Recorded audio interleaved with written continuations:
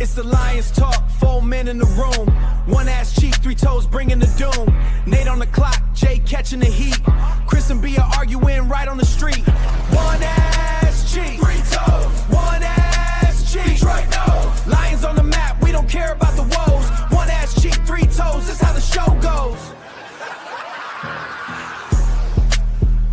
Golf throwing dots, Hutch hitting the gap. We put the whole city right back on the map. No more same old, we done changed the whole vibe. 4 voices deep, talking about the whole tribe. Yeah, one ass cheek, 3 toes. Nate, Chris, BA Lions talk only, get gone. What up, doe? What up, doe? What up, doe? Welcome, fellas, to the One Ass Cheek and 3 Toes. I am your host, Nate the Great. Jay. What up, doe? Nate the Great. It's all right. It's still early. I am your host, Nate the Great. 3 out of 4 ain't bad. 3 out of 4 ain't bad. Yeah. So I am your host, and I got my three guys here. Fellas, how you feeling? Good, man. Super excited for football season. About 2 weeks away from college and 3 weeks away from the NFL. It's the start of the next 8 months of just pure sports, hockey, basketball. It's never a bad thing for me. That's always the 4 years. Yeah. It's about the next. It's about to come to the time where I just lose my. Yeah, the heart pills start coming out. Right. I don't need to take any for more some people. Blood pressure medicine, all that stuff. Hypertension, yeah. All right. Well, let's dive into it. Speaking of hypertension, the Lions started their opening preseason of the 2026 season against the Cincinnati Bengals. Mm-hmm. They fell 14-16. Score really doesn't matter. We want to watch the results and the battles and who looked good, who was a little bit like B would say. So I'm gonna go by some stats here first, and then we'll dive into some analysis of that game. So Luke Altmaier was 13-22, 130 yards, 2 picks, and 1 TD. Jacob Sailors led the Lions in rushing at 55 yards. Blackshear at 33. For receiving, Lovett was at 28 yards, Sailors at 28 yards, and Black had 1 yard catch for 24 yards. And that was a TD. Defensively, Keith Abney led the defense in total tackles with 5, 4 solo. Rakestraw with 5 total and 2 solo. And then, the guy of the day, Hassassin, 4 total tackles, 3 solos, 2 TFLs and 2 sacks and a forced fumble. So he filled up the board. So shout out to him. The Lions had 145 rushing yards to 159 for Cincinnati. No, I'm sorry, passing yards. I apologize. 129 rushing yards for the Lions, 97 for Cincinnati. First downs were about the same. Lions had 3 turnovers to Cincinnati's 1 turnover. Both teams allowed 2 sacks, and Cincinnati ran 70 plays to 58 for the Lions. So starting with B, give me your analysis of what you saw in the game, and we'll just go from there. Well, I'm gonna give you the opposite side of the analysis for Cincinnati. If that's what the second and third teamers can do to your first string offensive line, you're going to be in trouble this year. Now, I know that Joe Burrow has gone to the Super Bowl with just a messed up his offensive line too. But, dude, you've been taking punishment over the years because your offensive line stinks. And if you continue to have this offensive line the way it is, you ain't going to make it through this season either. And they played lights out. Defense has played lights out, period. So I think Abney played really good in this game. Mm-hmm. He really played good. So did Whiteside. He played real good. Enos Rakestraw, he had that injury. Before that, he played decent coverage. He played decent. Yeah. He's all right. He won all that. But anyway, a lot of players played really well. The offense, again, you can see that you need your starters in there to play because the offense is not moving the ball down the field like they're supposed to, especially with second and third team people. I'm fearing that if Gibbs goes out or if Goff goes out, oh, we're screwed. We are definitely screwed. I mean, but that's it for any team that has star players. They lose their best players. Their backups aren't even close to what their star players are. Well, that's not all true for all teams, but I'm just saying, our season will go to shit completely if those two come out. Well, yeah, I mean, they're big parts of our offense. We saw what happened when Laporta went down. The offense changed drastically without Laporta. Yeah, well, they still were up there in offense. Regardless, you have to have Goff and you have to have Gibbs. You got to have your best players on the field. There's just no doubt. You have to have your best players. Porter was a loss, but he's a loss that could be replaced. They have wide receivers. They still had Gibbs, so they still were working the lines. But you don't have Goff and you don't have Gibbs. Forget it. Well, yeah, I agree. Chris, what do you think? Oh, go ahead. I just want to add one more thing. It's not like last season's. Like if Gibbs was to go out, you had Monty. Even before that, you had Monty, Netflix, and who was the other running back we had? That guy that plays for Tennessee now. But we had those guys, and I felt pretty good. If any of those guys went out, I would say that they could, step up and the next guy could take over. This year, nope. If Gibbs gets hurt, we're screwed for real. Mm-hmm. The running back position is not strong. If Gibbs got hurt, even with Monty in the situation, I'd still be worried because Gibbs does so much that Monty can't do. Well, Monty does a lot of stuff that Gibbs couldn't do either. Stop using that narrative because Monty has taken the ball over on his solo too many times. They're not the same players. I mean, you put them together. They're not the same players, but you can still use Monty a whole game. Yes, but Monty can't do that with Pacheco because you don't understand. Pacheco's the same person as Gibbs is, and if he can't barely run up the middle without getting hurt. And I think Saylor's the better running back than Craig Reynolds was. So that's just me. I like Craig. I like Saylor. I don't know. He can't. I think Craig Reynolds. I think Craig Reynolds was a little bit more fit for this offense than Saylor's is for sure. Well, Saylor's and I don't know about all that either. I think Saylor's can't block worth a damn either. He got blown up today. There's no doubt. And that's the part. That's the part of it is being like a complete player of what they want, being able to block, being able to run, complete your assignments. That's big, especially for this offense. But go ahead. Yeah. All right, who's next? I'll go. Chris. Or Jake, go ahead, Jay. All right. So what I seen, if we talking about specifically last week, what I seen is the defense. The defense. We were just talking about this behind the scenes. We were talking about how the defense looked kind of good. You had a couple players that we got our eyes on. One being Hassanin for me. That's like a big position that I'm fixated on. Hassanin got 2 sacks on Joe Burrow, so that was like something that like is a fresher breath there, seeing somebody get to the quarterback, and it's not just any quarterback. So Keith Abney as well, man. That's somebody that I think that can come in and possibly start. I mean, don't kill me if I say it, but he could possibly start if he keep it up and keep showing out in practice. McQuarrie's doing a really good job. I have not heard anything from McQuarrie at all. He's holding. Yeah, that's not good. That's never good though. You don't hear from somebody in that's not always good. There's a reason why he was playing third string too. Remember that. Well, but I'm saying he's not getting holding calls, which is good. That's a start. And it doesn't look like he's getting burned all the time, from what I see. I mean, but yeah, he's playing a lot. I mean, I think they're trying to get him reps at the nickel position. I really think so, but maybe I don't know. Yeah, but that guy, he really, really surprised me. Abney. I know he had talent and everything, but him playing the way that he plays, he keep that up. He got a starting spot. So can't be so handsy. He's a little too handsy sometimes. Absolutely. I'm not really too worried on the offensive side of the ball. I've seen the offensive line struggle the past couple of games, but obviously they got to get their flow going. I'm not really too judgmental of that, but the defense has really surprised me, and if they can keep it up, and obviously with the starters coming very soon, they can keep up that chemistry. That's going to be a dangerous defense. So, yeah, some good stuff, man. Good stuff. Yeah, Chris, what do you think?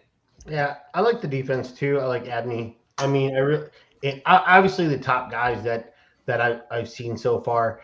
Last week's game, Abney had more. There's more number stats than there was this week.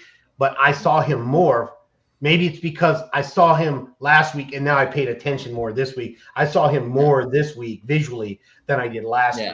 Yeah, I think the opponent did too, and we'll get into that too. Yeah, but yeah, him looking really good. Like we'll go in. We're doing Cincy first, and then we're gonna go. Yeah.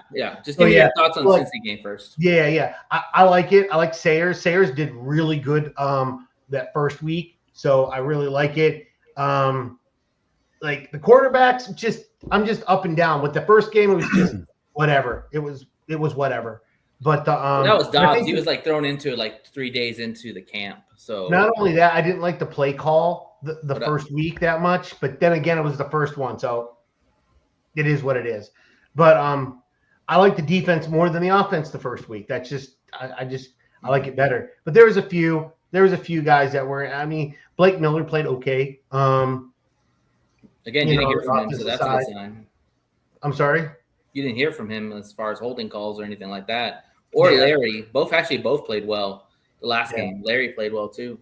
Mm-hmm. Yeah, it wasn't too bad. But I like the defense played well. But I didn't outside of Rakestraw's like injury, like that's the guy I'm really because we need somebody. Robbie.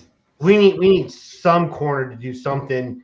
Yeah. And we need all that we can get. But yeah. They're battling out there. Him, Whiteside, and Rakestraw are all battling for jockeying for positions right now. Yep. Okay, so my thoughts, pretty much what you all said. I thought Hassasin stole the scene. Great burst, good power, very emotional guy. If you follow his history, he's so happy to be a part of this team and a part of the NFL. So I just hope the guy stays healthy because he's going to be a rotation player for us for the future. I like Abney. I thought Whiteside did really well too. I was very happy with both. If those are our next 1, 3, and 4 cornerbacks, and then maybe Rakestraw, I'm good with that because you've got 4 solid cornerbacks, and then you got Rakestraw, and then whoever else they decide to keep. Maybe Izzy plays some cornerback too, or Vontae Maddox can play cornerback too. I don't know. A guy I'll throw out there that I've been really impressed with, and he pressed this today too, Gil Howard.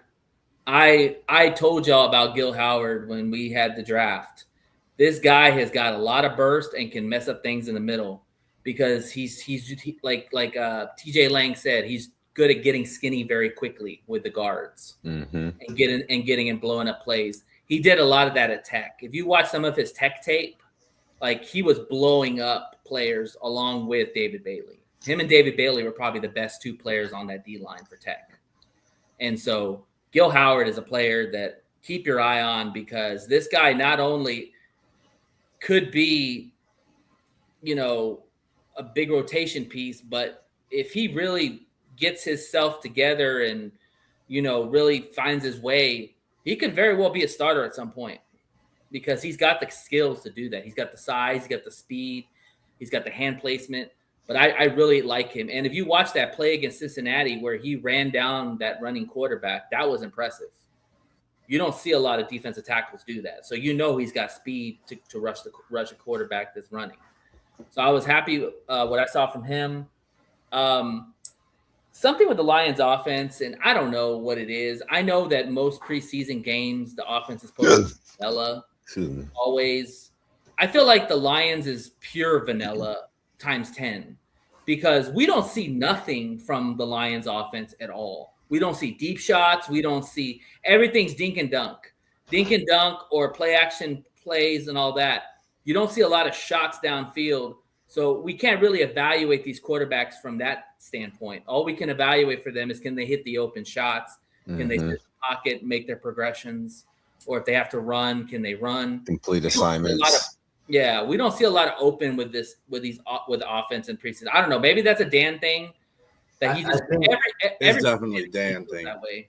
I think they I just think they do run the vanilla offense, but there's a reason why they're doing. I think this is just any team that's in the preseason. You're running certain plays for certain players to see how the line works with the players that they have on the field. Like if you're looking to see what Sailors can do in a 3rd and long or 3rd and short, right. Or maybe they're trying to see what a tight end is going to do in the flat.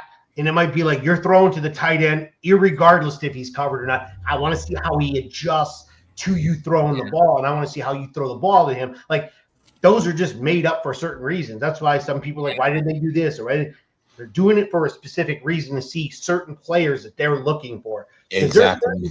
There are certain guys that are on that field, like I was talking to a couple of guys. They were like, why is he playing? Why is he playing? Why isn't he playing? It's like, dude, you still got to put people on the field. You know, well, it's preseason. Absolutely. You've got a 90-man roster. You've got to evaluate players all over the board. Exactly. And so, but here's my only pushback, Chris, is that I watch a lot of preseason games, and I see other teams airing it out there with their backups and stuff like that. I don't see that with the Lions, and I never see that with the Lions. I think that anybody can argue here that every preseason game, it's pretty much the same thing: vanilla offense. You really can't evaluate quarterback play because they don't do it downfield. Hell, we had Hooker. They didn't even throw the ball downfield. Maybe because Hooker can't throw. I don't know. But whatever it is, we didn't see the downfield throwing, and that's what I want to see. I want to see if these guys got an arm. I want to see what kind of touch they have downfield, because in real NFL, they're going to take away the middle from you, right? They're going to make you try to spread the defense out and see what kind of good of an arm you have. You know, and we just don't see that from quarterback play. So it's very hard for me to evaluate how the quarterback play looks. I think that Altmaier and Dobbs have been up and down for sure, you know, but Luke's a rookie, so it's expected, you know, and he's probably not going to make the roster. I think go ahead. No, I was going to say, I think the way Dan Campbell and how they run in on offenses right now is situational. It's based situational because they know what they have going into the season. You know that your deep shots are Jamison Williams, Amon-Ra can catch a deep ball. You know who your target's going to be. So they don't really need to see that from other guys, because if any of them go down, it's going to be a bad thing. But I think what they want to do is situational. Like I seen Dan Campbell call some timeouts because they want to see how they work. If it's a 3rd and 2nd and, you know, you got, 30 seconds on the clock, how can you go down and try to score, make a field goal or get a touchdown? It's all situational. And certain players are going to be in for certain packages, like you want to, if it's a 3rd and long or something like that, you're going to put in all your ball hogs who possibly can catch the ball and get an interception, something. I think it's just situational. That's why they're playing the way that they're playing. Go ahead, Chris, and I'll say something. So they did throw downfield once or twice, okay? Just like they ran once or twice. Altmaier once or twice, Dobbs run like twice. Like, they do little things just to see how much they scramble. Okay, cool. They scrambled. We see how fast they move. I'm good with that. They throw one ball downfield. Cool, I'm good with that. Because in practice, you can see if the guys throw deep balls. Now, during your season, during the games, you want to see how well the line, both defensive and offensive line play. You want to see how your corners play against the other team's offense. If they run vanilla, then you don't get the deep threat and see how well they. So you can't judge that. It's hard to dictate what the other team's offense is going to do. But for you, on your offensive line, you're looking, your running backs, are your tight ends blocking, are your receivers blocking? You want everything from the line of scrimmage. Your quarterback doesn't need to throw downfield. I guess for me, the way I'm looking at the Lions' philosophy, they're not trying to showcase their quarterbacks. I mean, obviously Dobbs is a journeyman. I mean, if somebody picks him up like last year, if they don't put him on the roster, they'll need a backup. They'll probably keep him on the roster this year because that's what happened last year. Somebody picked him up off the practice squad and he went to another roster. So that's why they had to keep Kyle Allen. So, I mean, and then Luke Altmaier, I don't think they're showcasing him because somebody's going to have to move them into the 53-man roster if they want to pick him up. Yeah. You know what I'm saying? I think he's going to get dropped and then come back on the practice squad. So unless something drastically happens with Dobbs, but I don't know. It just seems like Groundhog Day every day with the Lions when it comes to offense in preseason. It just seems the same shit all over again. Like short throws, dink and dunk. Let's run the reason why that happens for the offense. Because Dan Campbell's not out there trying to win a game. He's out there to try to see how these players are playing in their spots. That's all there is to it. Yeah. That's why you see other teams playing long ball because they're trying to win games, which is to me is ludicrous in preseason. Situation. I mean, they're trying to evaluate their quarterbacks too in certain situations. They want to see him in the 2-minute drill. They want to see him in the last 2 minutes. They want to see how they play when they're behind or ahead. So I guess Well, they don't. I don't think they see it. That's what they got training camp for. I mean, Yeah, you're not going to see nothing different in training camp than you're going to see in a preseason game. It doesn't make a difference with a quarterback, if that means. Because and they already know. I think if Goff goes down, it ain't gonna be good. Oh yeah, no, for sure. Like you said, B, they want to see what their players got and what they made of. Like, it's all situational, because if y'all notice, Dan Campbell and they've been here for what, 5 years now, 6 years. 6. This is the first year that they didn't do the whole joint practice thing, so he may be using this like a joint practice. Well, he's thing. trying to like, dial. He's trying to dial down. I want to see how we're going to do, how our youngest are going to hit, how the young players going to hit, how the vets going to come in and make a case for themselves. I think it's just situational. They're not trying to win. Let me throw this caveat out there. If the Lions draft a quarterback, let's say in the first or second round next year, right? Okay, follow me. You won't see these kind of vanilla offenses in the preseason game with this quarterback. I promise you that. They will be installing some kind of offense to see the development of how this quarterback's going to play for them in the future. Exactly. Neither Dobbs or Altmaier is a future quarterback for the Lions. Maybe Altmaier might be the backup next year if he makes the roster and they want to bring in a young quarterback to go with Goff, but they're probably going to draft one, more likely. And if they draft one, I would imagine that one's going to be more for the future. You're not going to see vanilla offenses in the preseason. You're going to see them actually running some installs, putting some players that have skill, like throwing JMO out there or something like that, so he could have an actual receiver to throw to and see the progressions of the new guy and see if that's somebody that they got right or exactly they messed up on.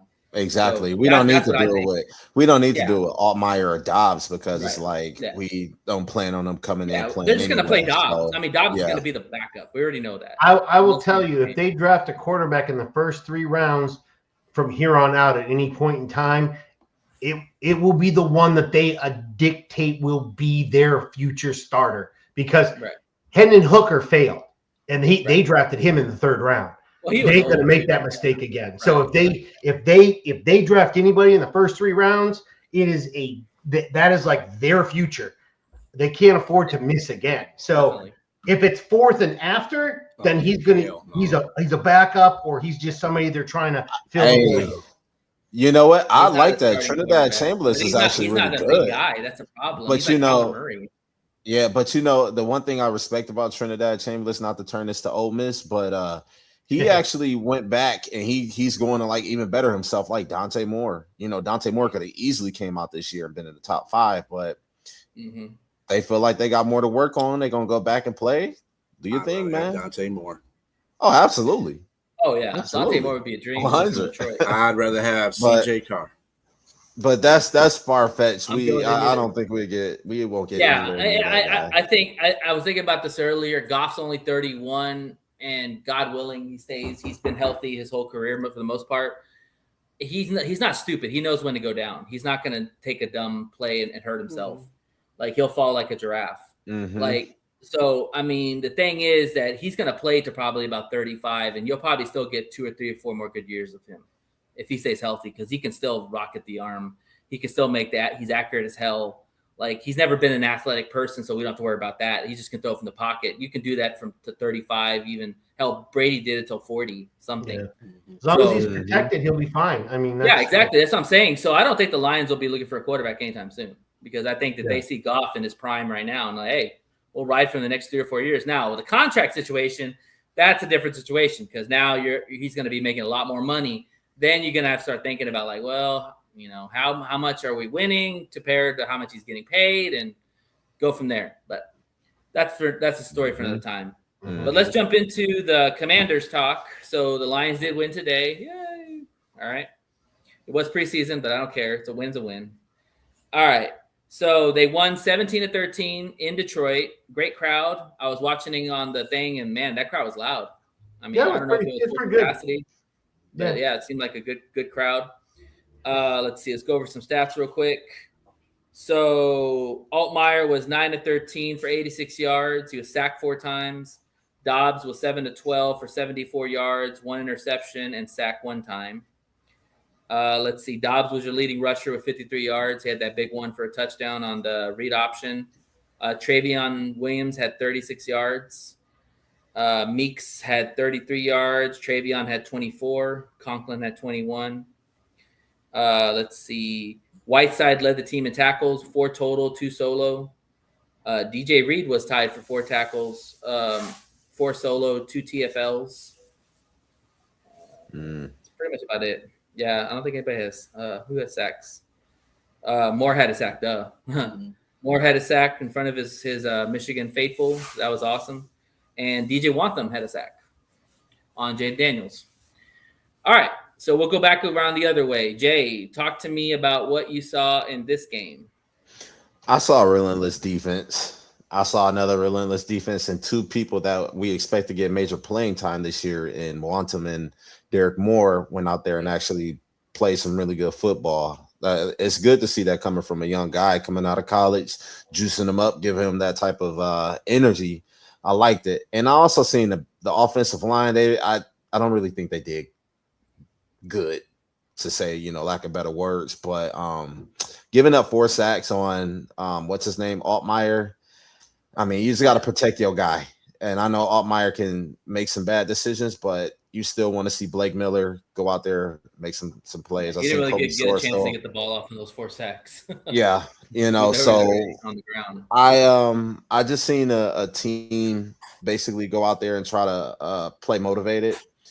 Good game overall. I do like what I see from the defense. I don't think anybody can argue that defense is playing good. Chef's been dialing up the aggressiveness on the defense. Yeah. They were talking about that on the podcast. Like you don't see a lot of aggressiveness in preseason, but Chef's like, fuck it, man. Let's go for it. I like the aggressiveness. That's what I want to see from the Lions this season. I really want to see a lot of aggressive blitzes. I want to see them get to the quarterback in the backfield. And one thing I really need to say really quick, it wasn't about the sacks that they accumulated. It was how they collapsed the pocket.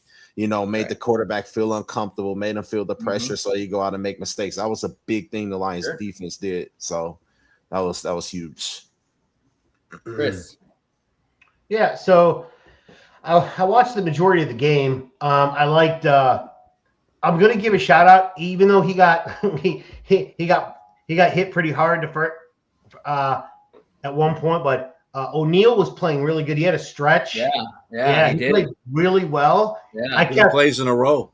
Yeah, and the whole drive, it was all him. Yeah, I kept telling Rich that he's better than Hayden Hutchinson. He got the edge really good. But no, I mean he could be a rotation player. Like he could be like your the commish. Who do we have before? What's his name? There you go, Kaminsky. He could be like a Kaminsky type, like just a hard-nosed guy. Even Malcolm Rodriguez got a quarterback hit too.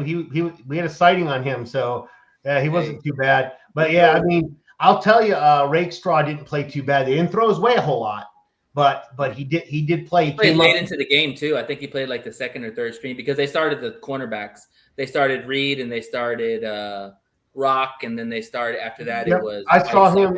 Yeah, I saw him in the last 2 plays before they got to the 2-minute warning. He was, when they were on offense, he was coming down to play a couple of runs and plays too. So I mean, I'm not going to say he played great or bad. They didn't throw enough his way to evaluate him, but he made it through a game without getting hurt. That's all I ask.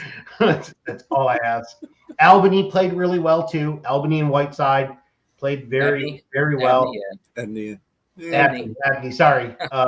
And Albany. Close enough, man. And then whatchamacallit, Moore played very well too, as well on the defensive side. Now on the offensive side, I'm telling you, man, Jacob Sailors, outside of getting blown up on a block, he's looking really good as a running back, man. I like Sailors, man. And I hate to say it, man. I hate to say it, man. Isaiah Pacheco better start watching this back. I'm telling you, this he played well in the first half against good players. He played through, so he knows the offense, man. He played last year, so he has that leg up for sure. We played against Craig Reynolds too. Craig Reynolds played for the Commanders today. Yeah, Netflix was running out there. Yeah, that's. I mean, I just like the overall play call a little bit better this time. I think they were I think they dictated the game a little bit better, and it looked like you could see what they were trying to do, especially the O-line. The O-line was a little bit of a sieve, but it was a little bit better today. So, but yeah, I'm not going to talk about everything. Let y'all talk too as well. Go ahead, B. Yeah, I think the defense. I don't think we have problems with the edge. I think we have enough edge depth right now. We're finally good at edge at some point if we keep healthy. I agree. Yeah, I think that's something we don't really have to worry about. The defense overall played very good. They only allowed 6 points in that game, so you got to think about that. Then on top of that, there's going to be a fight. There's going to be a fight for the wide receivers, 5 and 6. It's a good fight too. If we keep 5 or 6. Yeah. Birch, what is it? We'll keep 5. Borch or whatever. Borch. Well, I just want to throw this in there, and we'll talk more about the receivers when we get to the previews of the positions. But Wilson might have a long-term injury. Dan Campbell came out and said sucks. He landed bad on his knee. So yeah, he's the most veteran guy we have. So now it's going to be up to one of these young guys to take it. Yeah, he's a good player. He's had making hopefully it's not long term, but when Dan says it doesn't look good, that doesn't mean a good sign. That usually pretty much means like shit. He's going to be out for a good amount of time. So yep, and also the offensive line needs a lot of work. Yeah, they need a lot of work. I mean, the first play you come out and you botch blocking a couple of people, and they get to Dobbs, and Dobbs needs to better control the ball and hold on to it. He ran into that sack. Yeah, I mean, regardless of the fact what he ran, that shouldn't have been out there. The offensive line just, they just let everybody. There was no communication. What the hell? What's going on there? But Dobbs has got to be smart too to see that coming and say, "Hey, shit, I need an audible." Goff would audible into something I'm sorry when you got half of the damn team coming after you because the offensive line couldn't block anybody initially. Then you got problems. You can't run out of that. I'm sorry, you can't. You could be Josh Allen, not run out of that. Okay, that's all I'm just saying. Yeah. And then the interception he threw was crazy. Terrible. That was a dumb interception. Eat the ball, man. Just eat the ball and go down. Right. Especially. I'm gonna give Dobbs some credit for that he ran the 50-yard touchdown in there, but I think to his credit he was doing that because he needed to overcome his 2 mistakes. Oh, absolutely, and that's what it is. And you got to remember something about give him a break too because he just joined the team like a couple of weeks ago. Yeah. He's still getting familiar with the offense. He's missing a lot of easy throws, man. Like he had a rollout where he had a wide open Tom Kennedy or somebody there and just overthrew his ass. Like you can't miss those throws, bro. You got to hit those easy throws. Now, I know somebody mentioned about play calling was good. I think that was you, Chris. In one stretch, no, it wasn't. It was near the end of the third quarter, I believe it was, and they ran 4 straight times up the field. Yeah, no, I get you. I'm like, dude, what the fuck? Yeah, I know. Well, you guys just said he's not playing to win, so that's what it was. It was an evaluation of the line, probably. They want to see how the line. That was the evaluation. They got an F. Because if you couldn't advance the ball in 4 carries to get past the first line, they got to have. They even do it. Sometimes they do it in the regular season. It'll be run, then it'll be a run, and then it'll be a run, and then they'll put the field goal.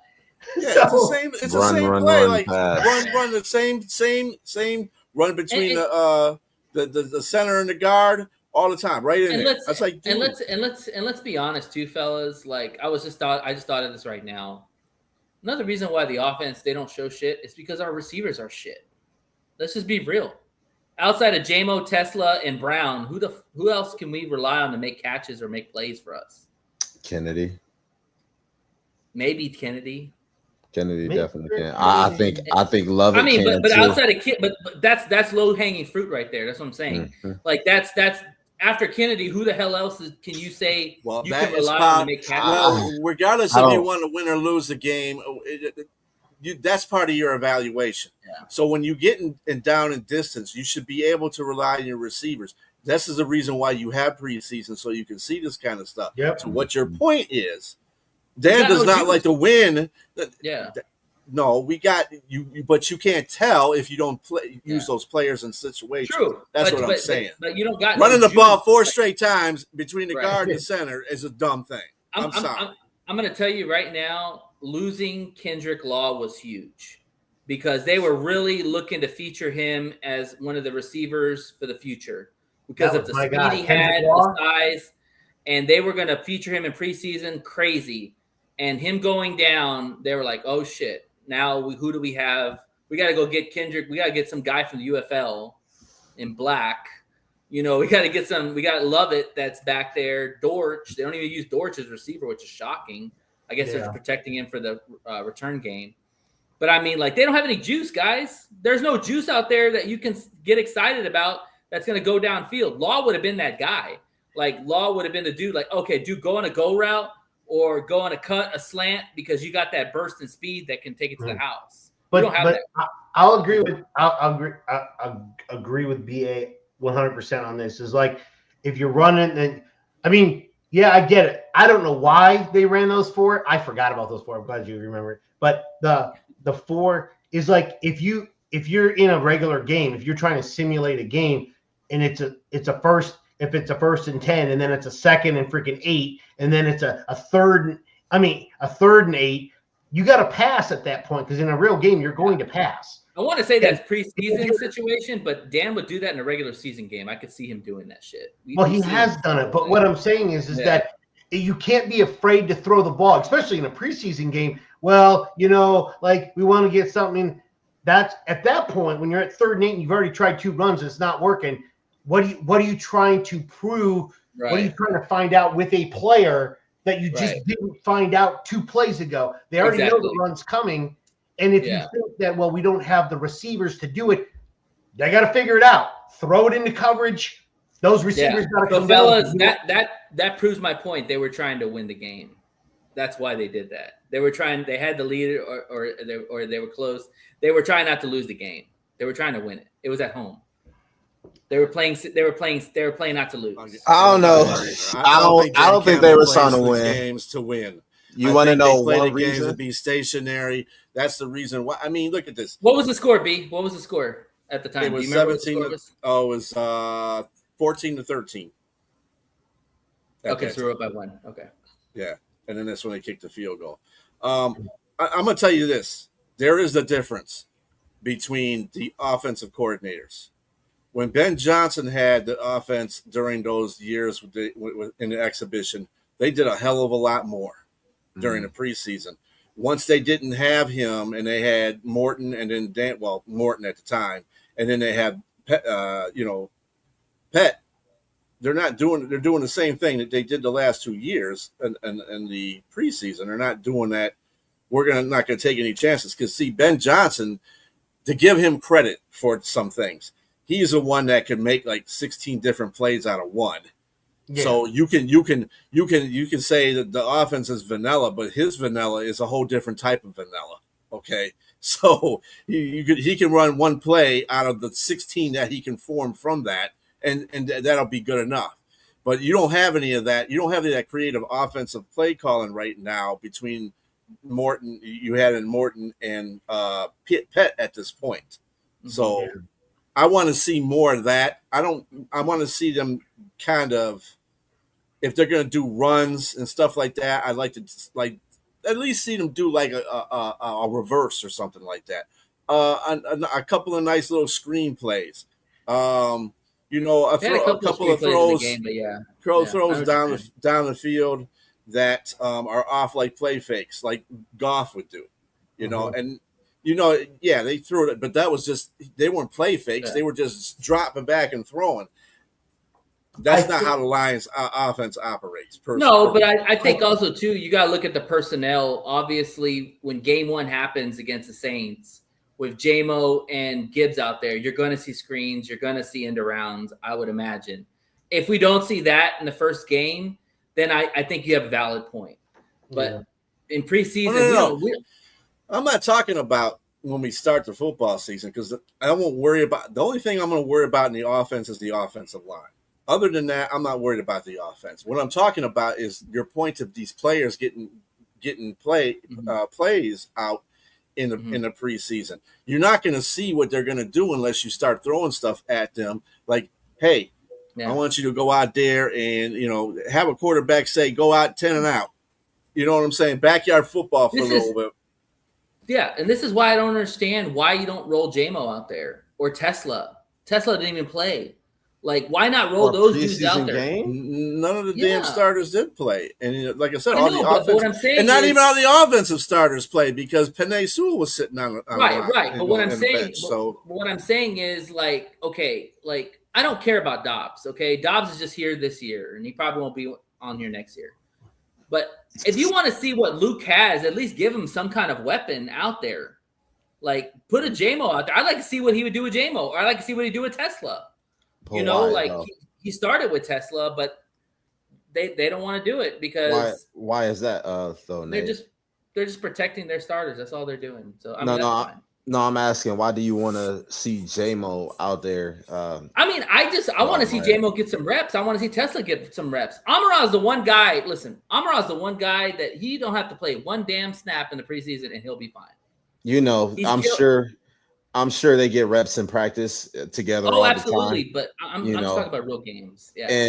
And while I understand that, I think that putting Altmaier in with JMO or something would be risking something that's just unnecessary. If you ask me, that's just my opinion. And you know, I don't think that Luke Altmaier is even the for sure number 2 quarterback. So, you know, I don't think it really would make sense to put JMO in at that time. But I just want to see these guys have some better. No, he didn't play at all, Robbie. Yeah. But anyways, no, he did play. He did play today. I seen him out there. Tesla? Yeah, Tesla did play today. Oh, I seen him out there. He did. He played maybe for a series, and that was it. Right? But he didn't play. I could have sworn I seen his jersey. I don't think he did. He played the last game, but he played it. He was dressed. I don't know how many snaps. Yeah, he didn't play. He was dressed. I saw him in uniform. Let me see. Okay, I was about to say I didn't see any catches or any looks as far as he didn't play. He didn't play. All right, so I'm going to give you all some of my observations, and we're going to move on to the roster breakdown positions. Damn. All right, so real quick, I love what I see from the defense. I think that listen, guys. If the Lions are going to go anywhere near the Super Bowl, it's going to have to be with a top 10 defense. It's going to have to be. Period. If we don't have a top 10 defense, we're not going to be in the Super Bowl. Period. Mm-hmm. So what I've seen from Shep this year is huge because this is year 3 for Shep, right? Right? 3? Year 3? 2? 2. 3, 2? For Shep? Yeah, this is his second year. Second year. Oh, second year. Okay. So this is kind of his coming out party, right? Year 3 is supposed to be his breakout, but this is his sort of coming out party because now he's familiar with the defense. We've gave him some more weapons with Wantham, Abney, added got a healthy Hassassin, healthy McNeil. But anyways, the point is what I'm saying is the defense is supposed to be looking good because defense usually is always ahead of the offense in preseason. So far, I like what I see from Wantham. I love the way they close the pocket on Jaden Daniels. That's a good quarterback that you did a good job against. I was very proud of them there. Secondary held their own. Abney did get picked on a lot in this game. B brought that up in the chat. And I think for a reason, because they know that this guy's got talent. And so they want to see what this guy's about. So this was good teaching tape for Abney. He can't be grabbing. The guy made that catch. He can't be grabbing him. So he's got to work on that. But Abney's going to be a special player. I like Abney a lot. I think he could be like a Meek Robinson 2.0 in my opinion. He just plays that hard and he's very aggressive. He can make tackles. Speaking of which, that's a guy who got the damn fumble in the first play. I know. They said a Meek Robinson. See, that's what I told you. Y'all just want to keep giving up on folks. Okay, that's all right. I go somewhere else and be but I tell you what, to your effect on the defense, I like how he's calling the defense.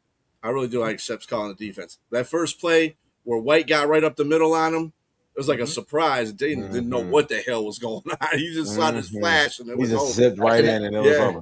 Plays That's done. Another addition that I'm happy about is White. He's going to be him and Jack are going to be a tandem to deal with. Absolutely. Something else too, though, Nate. Really quick, I want to add. You said if the Lions want to get anywhere near Super Bowl, they got to have a top 10 defense. Also, they have to have a really good offensive line. Their offensive line has to not necessarily, dude, because you look at their offensive line last year. We were topping points and topping offensive yards and all that, and we had a shitty line. I mean, but you know, when The we went up defense was against awesome. certain The defense players, was when we terrible. went up against certain teams with a good pass rush, like the Packers, that's they fell fair. flat. I mean, think about it. That's fair. Even while the As- Lions had a good offense, there were times that they were falling flat. You know, and But But you your don't wanna defense keep- couldn't stop but anybody. So that you didn't can help you the but situation. you can say that, yeah. But you don't Mhm. want to continue that to happen because No, eventually you know it's that it's going to get better, right? somebody's going to get hurt. It's going to be Mhm. either Gibbs or it's going to be Goff or both. Mhm. And you Yeah. don't want that to happen. So you Right. want that offensive line to Absolutely. be The at offensive least line top has 10. to, But has to this, At be, least top 10. but the skills Yeah. are so good on this team that you don't have to have everything perfect. Like, I would that's what have I'm to trying say, I would have to You got to disagree have with it you. better than it was last point. year. Because Way Jared better Goff, than it was last because year. Jared Goff, he thrives under having a Sure, whole no bunch of problem. time to get the ball to But- his but- receivers and shit. And but if you look don't at the have stat- that, that's going to break Right. down the play But big look time. at the stats. Even with a shaky O line, we were still tops in the NFL, or we're on tops in the NFL in points, still tops in the NFL in total yards.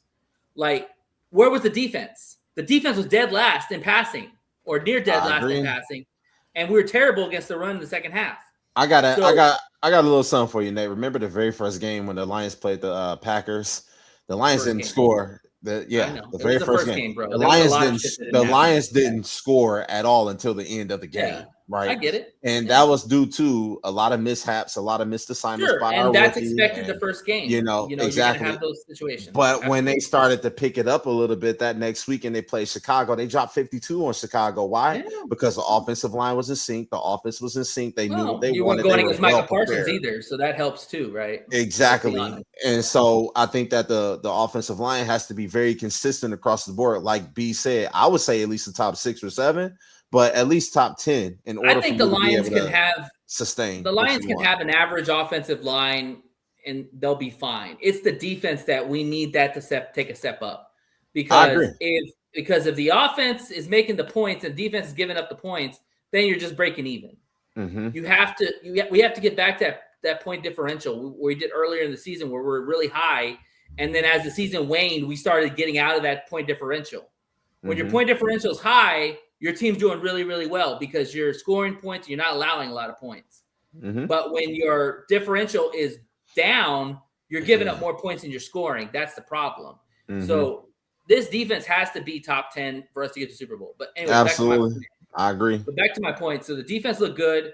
Offensive line in the beginning looked fine. I didn't really see a lot of big issues. I mean, I'd have to watch the All-22 to really understand the line. But for the most part, it looked pretty good. No holding calls or anything like that. So that's always a good sign. Turnovers can't happen, period. We got to stop turning over the damn ball. The last two games, we've turned over the ball 5 times, 5 or 6 times. That's inexcusable. I don't care who's back there. On top of that, I want to give shout out to 2 players. First off, my boy Gil Howard, again, guy blowing up stuff in the middle, being a force inside. I love watching this guy play. I'm really excited for his future. And then the other guy I want to give credit to was DJ Reed when he blew up that run play. Now I didn't like the backflip. Fucking stupid ass. Don't be doing that shit. Yeah, I was kind of like, dude. Yeah, but that's why you coming pick off DJ a foot Reed. injury, motherfucker. What the hell?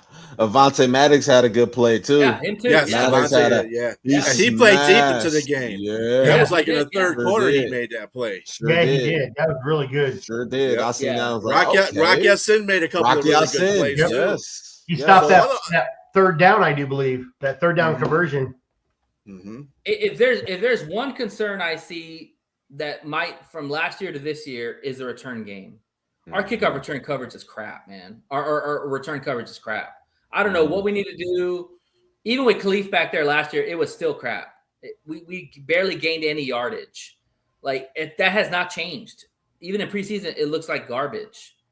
I don't know what it is. If we're just not getting enough open holes, if they're not just, I don't know what it is. But that needs to improve because field position is key, especially with this new kickoff rule. You also got to Gotta get remember. field position. You also got to remember that a lot of your special teams guys are guys that won't even be on this roster right now. These are guys that could they make the special teams, because a lot of the guys that were starting for us today and were playing main roles will fill those freaking special team roles. That's fair. So that's probably why. But it wasn't great last year either, Chris. That's what I'm. No, That's my no, point. it wasn't. Well, I'm going to tell you this right now. Year. You're not going to have a really good return game if you don't have an electric returner. And that's that's something in the NFL that a lot of teams don't have. They don't have an electric returner. Right. Khalif was probably the closest to being electric. Dorsch is good. Dorsch is somebody that's going to get you some yards, but I think they're hiding Dorsch because they don't want him to get hurt. Oh, no, they're not. Anyway, because he was playing a lot in that game. It's just that we just don't have. I mean, I know you like him, Nate, but that doesn't make he's not that great. He's a good returner, but he's not electric. He's not. We haven't had an electric returner in a long time. So no, I agree. I mean, but I'm going to take the yards that we can get, and then that's what the offense is there for. So I mean, I'm not understanding why that's a big deal to me. As long as you can get past 25, that's fine. You know what I'm saying? That's all I care about. And just give us average yards. Just give us average yards. We got a hell of an offense. And like I said, as long as the offensive line but if you can give the offense 10 more yards, that's huge because that starts you up at 30 or 40. As long as you keep us out of the 20-yard and in. It really don't matter in the perspective of things, Nate. They really don't. I mean, I'm just saying, last year, when you watched a lot of games where we started in the back in the 20 to 10-yard line, we usually didn't score. We had to punt a lot of times. Thank God we have a punter like Jack Fox who can punt the nuts out of the ball. And last year we didn't really have really good offensive coordination. So there's that too. Mm-hmm. And the offensive line was an array. Well, so hopefully, you have Dorsch will bring some excitement. I'm hoping I am wondering why they're not using Dorsch more as a receiver number 4. Because I'm telling you, they're protecting him because they don't want him to get hurt because they know he's going to be their lead guy in the punt returns. They got a whole bunch of people out there vying for that spot because Vaki decides, he wants to get hurt every 5 days. So they got plenty of people out there vying for that spot. So Dorsch isn't the only person out there that it's probably going to be back. TK. It's probably going to be TK and Dorsch. I don't know about all that. But again, if Law didn't tear his ACL, he was going to be a candidate for that position because he had the juice. He has the juice for that. Man, Law's my guy, man. Whoo! I wanted him so bad. Hopefully next year he'll come back healthy. He might Khalif. He's my Khalif for this team in the future. Yeah, for sure. For sure. Mm-hmm. And God, if you could put bubble wrap on JMO, I'd put JMO back there. Fuck, JMO would kill it. Like, who the hell's going to take that guy down? Literally. Yeah, but he's a number 2 receiver. I don't think I would take him. That's what I'm saying. If you could put bubble wrap on him and guarantee he wouldn't get hurt, I would put JMO out there every time. But pretty soon we might be putting bubble wrap when we have flag football instead. Anyway, that's a whole different story. All right. All right. So we covered the both preseason games. So we got one more preseason game, the Colts, next week. So we'll talk about the Colts game after it happens. So we're going to move on to position. We're going to finish up the offensive side, position breakdowns. So we're going to start with the tight ends. And first, before we start with tight ends, Sam Laporta has a hip injury. Dan says he's not sure when he's going to be back. They don't expect him to miss too much time. Maybe he misses game 1 or 2. Not sure yet. Main thing is getting the guy healthy. That's the main thing. So, because he's coming off a back injury, he cleared the back injury, and now he's got a hip injury. Those are serious injuries.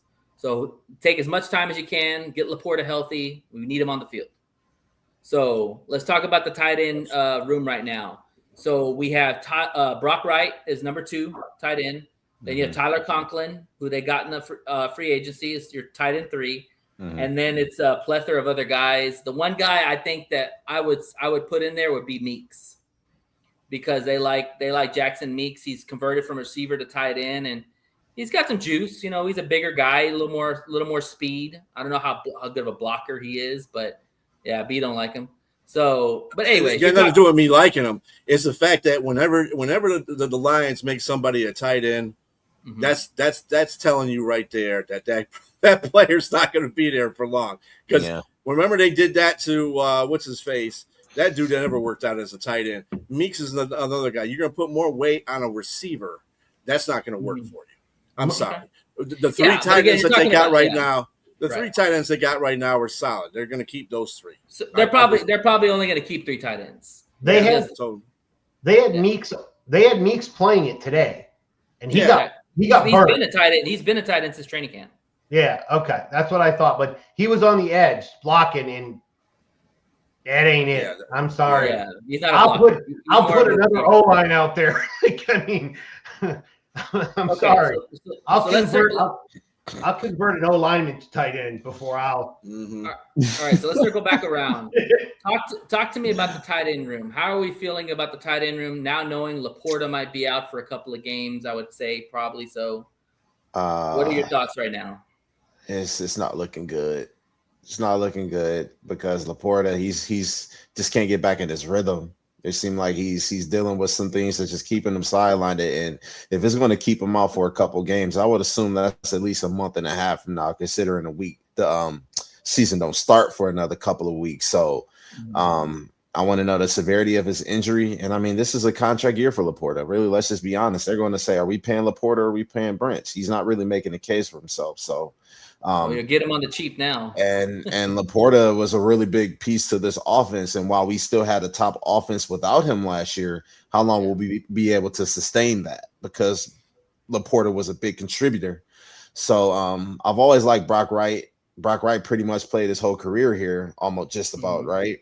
And he's been consistent, but to have a guy like Laporta out, that's a big hit to the offense, you know. So I'm a little 50-50. Well, the big hit to the offense is not necessarily where people think it is.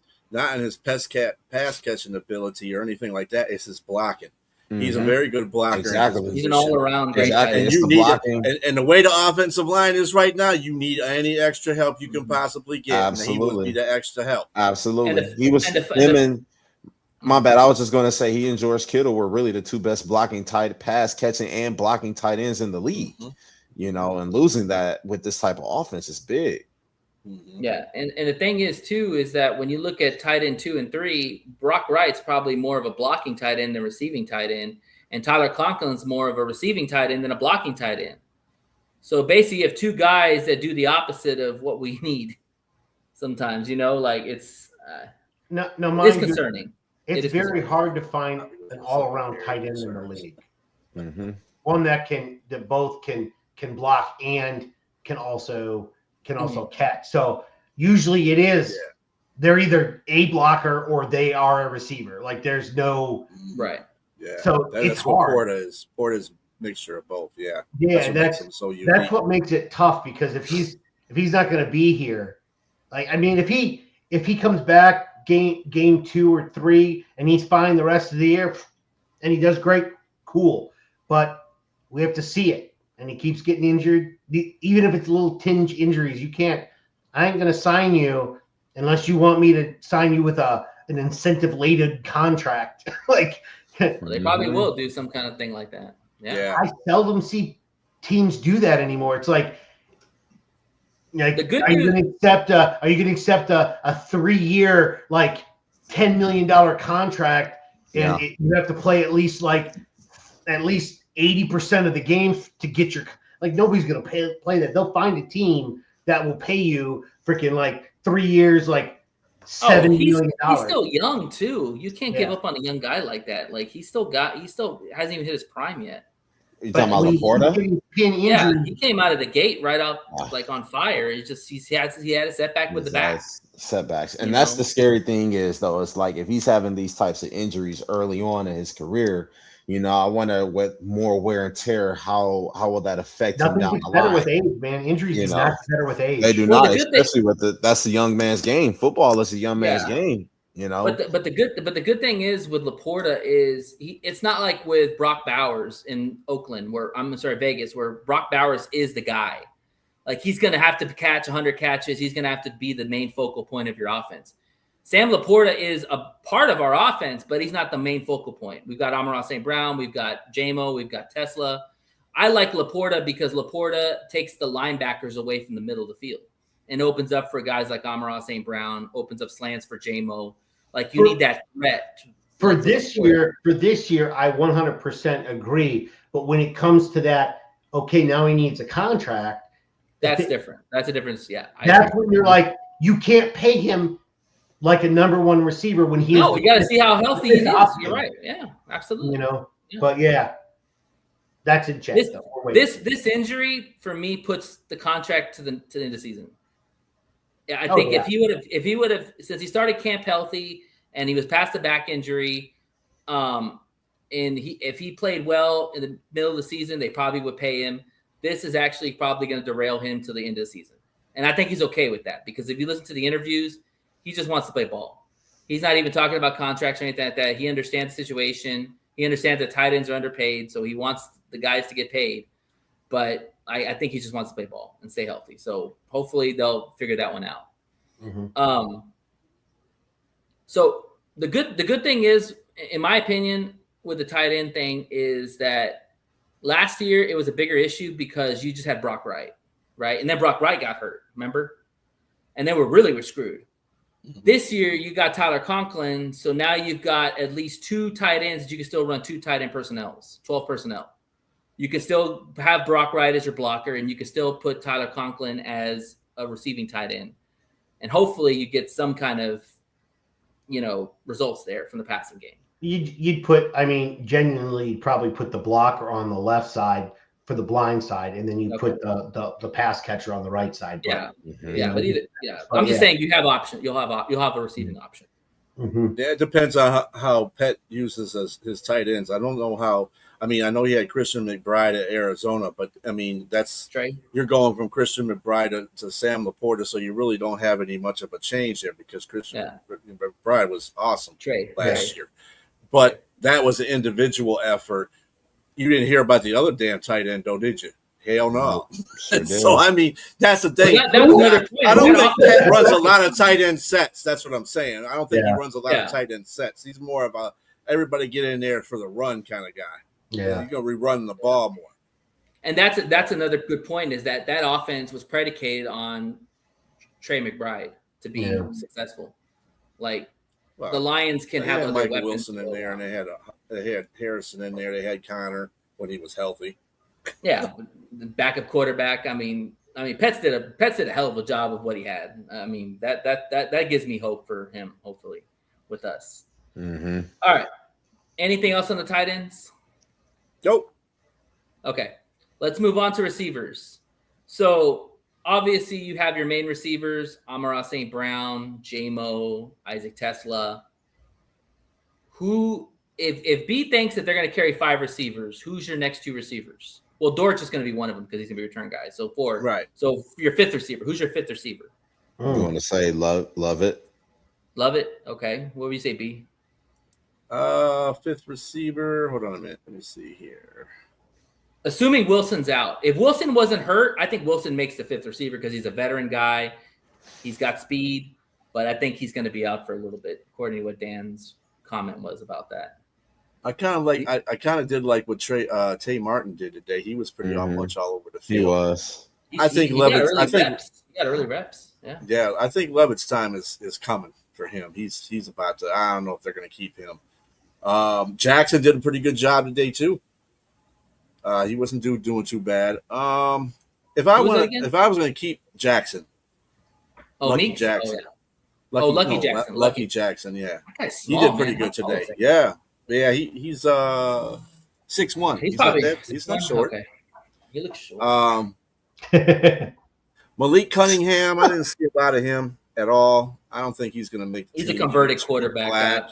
Yeah. Tariq Black, I'm not sure about him either. So I would Black probably has good have to size, go. man. If he just was more consistent, I like Black. I want to give, if Cedric didn't get hurt, I would probably have him taking that 5th spot. For the who we got as the 4th spot, Dortch, and then Dortch. Cedric. Yeah, I wouldn't be surprised if Cedric took the 4th spot and Dortch took the 5th spot. It could go flip either way. but if Cedric's out, then he'll probably be out he'll probably be on the IR. I would imagine. Yeah. And then I would have to go with. I'd probably have to go with Tom Kennedy and maybe. I'd probably go with Tom Kennedy because there's really nobody else on that roster that I would probably be putting up there. If Tay Martin does better, if he gets more reps, he's a 6'3" corner. A 6'3" receiver. He only weighs 186 pounds. So I don't know how long that's going to last. Yeah. He needs to be bulkier. But anyway, I like Tay Martin. Tay Martin's pretty good. What about you, Chris? Yeah. I think it's going to be Mr. Kennedy, if anybody remembers wrestling from years ago. I do, of course. Yeah. Of course. So, From Green Bay, Wisconsin, right? I think it's Tom Kennedy, and I got a few last year. He did kickoff returns, and I was very impressed. Now he's not a speed demon, but he broke a lot of tackles when he did a few kick returns. He's shifty. I like him as a kick returner. Now, granted, he does not have breakaway speed or anything like that, but he can break some tackles that'll get you a few extra yards here on the kick returns and stuff like that. He's reliable too on the offensive side too. Like, and he's not a guy. He's not a guy that if they say, well, you're gonna have to go to the practice squad. That's where he lived and breathed. So he's a true professional. He's a true professional. Yeah. So I mean, I like him filling that last. I kind of think he deserves it in a way because he's been with us forever. But I think he adds a little bit extra in the kick return game in terms of just a pure like regular kick returner, nothing special. And he can play special teams in other ways too. Like he can play gunner or stuff like that. And so I think Tom Kennedy might actually make the team. But I mean, like I said, it's looking that way. Whatever. Yeah. This will be his best shot to make the team. I don't think he'll have a better shot than this year. I thought Wilson was a pencil in at the 5, but if that injury is serious, then it's probably going to be TK because of the fact that he has been on this team for a long time. He is reliable in other ways to use him. You know, he's just Mr. Consistent whenever he needs to get, whenever you need to play from him. When he plays and he gets his 1 or 2 catches, he doesn't drop the ball. He's pretty consistent catching the ball. I remember in the Chicago game when the game was on the line, Goff found him for a big play. You know, like he trusts him. So everybody said TK. B said Martin. I'm gonna say Black, man. I like Black. I don't know what it is. Like I like his size, the burst, that touchdown he had against Cincinnati. He beat that cornerback bad. But his problem is he's not consistent enough, you know, and you don't see enough of him. Now, hopefully we can get him on the practice squad. I really would like to keep him on there, and hopefully maybe he can develop more. But I'm a big fan of Black. I think that if he was more consistent, he probably would take that 5 spot. But it probably will be TK. Yeah. I got Love It. Love it. Oh, Love It. I don't think Lovett's going to make up the team. Yeah, he doesn't get I a lot don't of think he's separation. going to make the team. He's just not playing well enough. Yeah. He's not turning no heads at training camp. He's not for a person that they drafted that thought was going to take over the kick return duties, and then they had to go out and get Dorsch. Yeah, I think his days are numbered here. And I hate to say it again, guys, but man, if Law was healthy, he'd be that 5th receiver. Don't. I really wanted Law to be. I know, man. I miss it. Hey, be that way, yo. You know, that's a part of the game. That's the nature of the beast. He'll be back next year. He'll be good to go, juiced up and everything. So yeah, we'll hopefully see what it looks like next year. All right, let's move on to the big uglies. All right. So I'm going to give you my starting 5, and then I'll let you go around, and then we'll talk about the backups. Yeah. So my starting 5 for game 1 in this order will be Penei Sewell, which I think which side is probably Penei Sewell, and I'm going to go with Christian Mahogany, and I'm going to go with Juice Scruggs, and I'm going to go with Tate Ratledge, and I'm going to go with Blake Miller. B, go ahead. Who did you have at the? You have Ratledge, right? Ratledge, yeah. Ratledge with Miller, yeah. Ratledge, Miller, and Juice Ratledge will be playing on the Mahogany. side of. Yeah, I had Ratledge with Miller, and Juice, and then Mahogany with Sewell. Yeah, that's the only one I don't like. I don't like Mahogany. Okay, I don't know who's going to fit there. Frazier just failed me in life. I didn't like Scrubs either, but obviously McLaughlin failed at life today too. McLaughlin, he had a rough game too. Yeah. God, he did. So that whole side of that offensive line needs some help. I mean, you're going to have the rookie over there. I'll give him credit because he hasn't played bad at all once he's in there. Yeah, he's been okay. The guard and the center, man, that's ugly. Yeah, it's going to be ugly. They got I just Panay don't Sewell's know on who- one side. What's his name? McLaughlin, Tyler McLaughlin at center. No, Seth yeah, McLaughlin. not Tyler, but yeah, McLaughlin. Seth McLaughlin. I Seth keep calling. McLaughlin. I kind of like, you know who I was looking at that was playing in that game was Priestley. Priestley did a pretty good job in that game. What is his and story? Did he come in? Did he come in on a workout, or what's this? I don't remember this guy. He's a rookie. Okay, there was another guy too, 77. Who was that? Was it Conklin or something? Conklin? I don't know. No, that's Cochran. Yeah, Cochran. Cochran. There you go. Oh, Cochran, yeah. Somebody kept calling him Johnny Cochran today. So, like, yeah. Yeah, I saw Cochran. I was like, who the fuck is Cochran, man? I'm usually pretty good about all these rosters. I just know they got to figure this shit out. That's all I know because Okay. It's so just, who are you sliding in at that guard position? Who are you putting in if you don't want to put Frazier? I don't want to put Mahogany. or Mahogany. You gonna put Barch? Maybe Borum. I don't know. Borum. We got crap Priestley. I don't know. We don't really got nobody to tell you the truth that's going to. Nobody said anything about the fact that they did take in Lakin Tomlinson and Will Hernandez over the week. Yeah, that was surprising. I think that was just the kind of no, that wasn't surprising. It wasn't kind of anything. They don't have no confidence in them guards. That's what that is. Yeah, no but to get those guys yeah, shit. They ain't shit. Lincoln Tomlinson is still pretty good offensive guard. That's why he's guard. a free agent right now. Nobody wants him. Well, I mean, that's why a lot of I did like Lincoln, but he should have been drafted that high.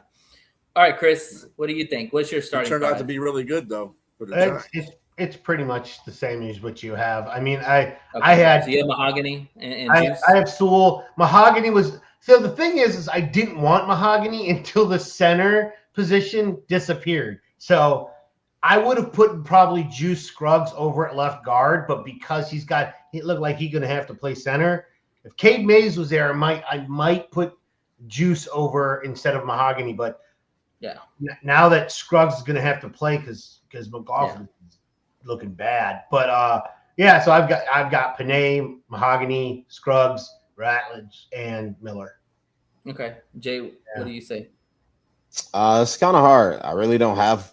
I know for sure Ratledge and Panay Sewell are going to be the starters, but everybody else is a little bit questionable just because so much could change. You know, I really just can't say. I do like Christian Mahogany at the guard spot, but like Chris just said, with that center position being a question mark, I don't know how they're going to squeeze that in there. It's hard. I really can't answer that question right now, really, to be honest. Okay. So what do you think? Who do you think is going to make his backups? I would say Barch. Barch should make a backup because he's a veteran guy and they liked him when they brought him in.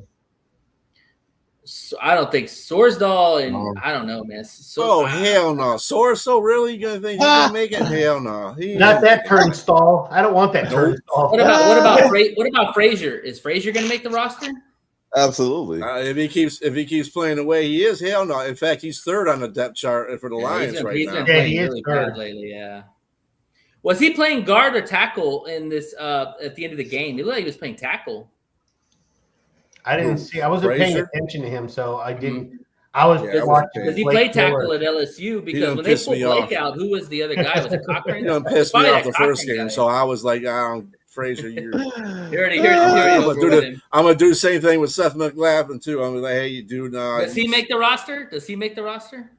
Who? I would say he would make the roster because he's a pure center. That's the only reason why they're gonna have to carry about 9 or 10 linemen, guys. So you got your 5. Who's your other 4? Well, usually they like their just like anybody, they like their linemen off versatile, so they can play multiple positions. So, I mean, you keep as many as you can. You put the rest on freaking practice squad. Okay, so who are the guys? So I would say Seth is one. They probably keep Frazier because he's still a young guy and they drafted him.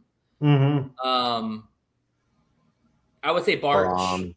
I would keep Barch. Oh, like Larry's definitely. I'll tell you somebody they might keep, and they've kept him every season since he's been here. Nice. He went off with an injury today. Yeah, he looked okay. Yeah. But he looked okay later on. Yeah, but yeah. Yeah. And what about he'll make it? He'll make it. What about the big Canadian guy, the 6'9"? Was he like? Is he even playing? He's hurt. He's not even playing. Who, Giovanni Manu? Yeah, he's on. He's not even No, playing. he's not even He's playing. out. Yeah, he's out. He's out. He's going to be out. He's going to be on the IR anyways. He's going to be on IR. He's going to be out. Once he gets on Just that IR, he buys. Just cut him. Rocks. Yeah. Is there anybody? What about the Presley guy? What is he? A guard? Is he a guard? He's an offensive tackle. Yeah, he's he's an a offensive tackle? tackle. Yeah, Yeah, he's a tackle. They don't even have him. They have him as the fourth line. Yeah, they'll bring Yeah, I him know. back. They'll bring him back on practice squad. They're not going to put him on the 53 because the swing tackle is going to be Larry. It's going to be Panay, Miller, and Larry, and Larry's going to be the swing. So, but yeah, I am worried about the guard spot, man. I'm not real big about this offensive line right now. They got to really come together and. Losing Cade sucked, man. Let's just be honest. Losing Cade, that was. Yeah, I mean, it was a bump in their program. Again, don't make Cade out to be like he was this. No, but the one position that we tried to fill in the offseason, the guy gets fucking hurt. Guard too. You got to put juice in there. Yeah, the right guard position. Nobody has any problems with. I mean, it's just. They got Panay on the other side. I mean, it's hard to predict an injury to happen. Like you could have signed the best center. You could have. What was the guy that top center that was out there? You could have signed to Vegas.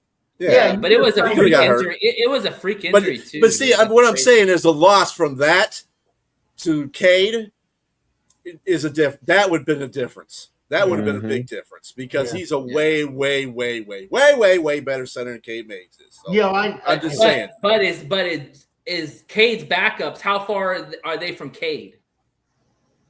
Well, we're going to see because if he plays center, Scruggs was one of the worst PFF guys last year with the Texans. That's the point I'm trying to make.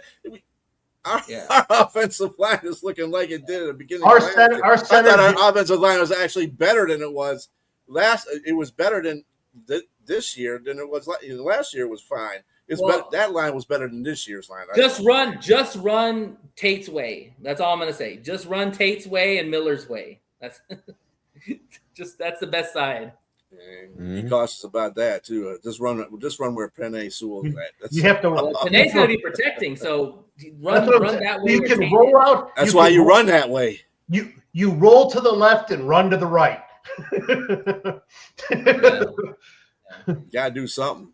I mean, Goff's going to be fine because Panay Sewell's going to protect his ass all year. Yeah. But the other side, I mean, it's going to be shit. Hope and prayer. I mean, Goff will be fine to the sides from that side of the field, but who's coming up the middle is the problem that I have. Your center position is one of the most important things you got to have there because if you got people coming up the center, I'm sorry, I don't care who you are as quarterback, you're going to get rushed. How long is Cade supposed to be out? Is it like 4 games into the season? We're not going to see him until after the bye week, probably. Yeah, which is early. So like probably game 4 or something like that. Our week 6 is our bye week. Oh, okay. Yeah, we got an early bye week again this year. I hate that crap. But anyways, that's another story. I mean, I don't know. I mean, I guess have that injury early and hopefully he stays healthy the rest of the year. That's the goal, right? I mean, rather have that injury early than have it late. I mean, hey, our no schedule is easy ever. Like you look at it and you just say, it is what it is. On paper, it obviously looks pretty good to the first part of the season. Well, you go by what you think you know. Yeah, but you go by what last year is. But the point of the whole honesty of the situation is all these teams over the course of the offseason, they overturn their roster by 1/3. So you don't know what a player could come in there and be making a difference of the third that they turned over. That's why I say the schedules don't care. That's why I say I don't care about the schedules. You have to play those games. Yeah, right. Saints going to be a lot tougher than people think they're going to be. Yeah, even with Kamara down, not playing that first week, they still going to be a tough out. Well, if we lose to the Saints, we got problems. That's all I got to say because I expect to win that game. They're going to be tough. Don't assume. First game of the season, always tough when you got to get back on your stride. That's a second-year quarterback. We can't lose to a second-year quarterback in our own house. Hell, we got our You asses got- kicked you by a also got- rookie in the playoffs. You Yeah, gotta but that remember- was Jaden Daniels, man. Jaden Daniels, if he stays healthy, he's And, one of the and best. he ain't done shit since. The diff- Well, But he's a lot better than Tyler. I'm not even going to count. I'm not even counting that whole situation because we had no defense that game. We Yeah, were rolling out but Billy what I'm Bob saying is he's not and Tyler Mary Shuck, St. okay? Jane You from can't lose across to the Tyler street Shuck. over there on the defense. So I'm not even worried about that whole situation. What I'm worried about, because we'll have a good defense.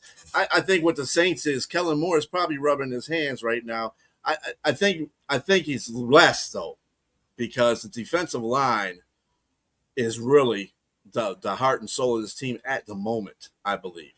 Because if they can get to that quarterback, if they can get the Shuck, it's going to be over with for the Saints. I'm going to tell you that right now. And Hey, I think, careful, J Train might be watching. and I think I'm just honestly, saying. and I think honestly, like, not to get ahead, because we're talking about the Saints next week, but I think honestly, this defense is going to have to carry this offense early on as much as possible, because Shep's already he's a veteran staffer in this team, and he's got a veteran unit that, God willing, stays healthy. Offensively, there's a lot of ifs and buts because Petsing's a new offensive coordinator.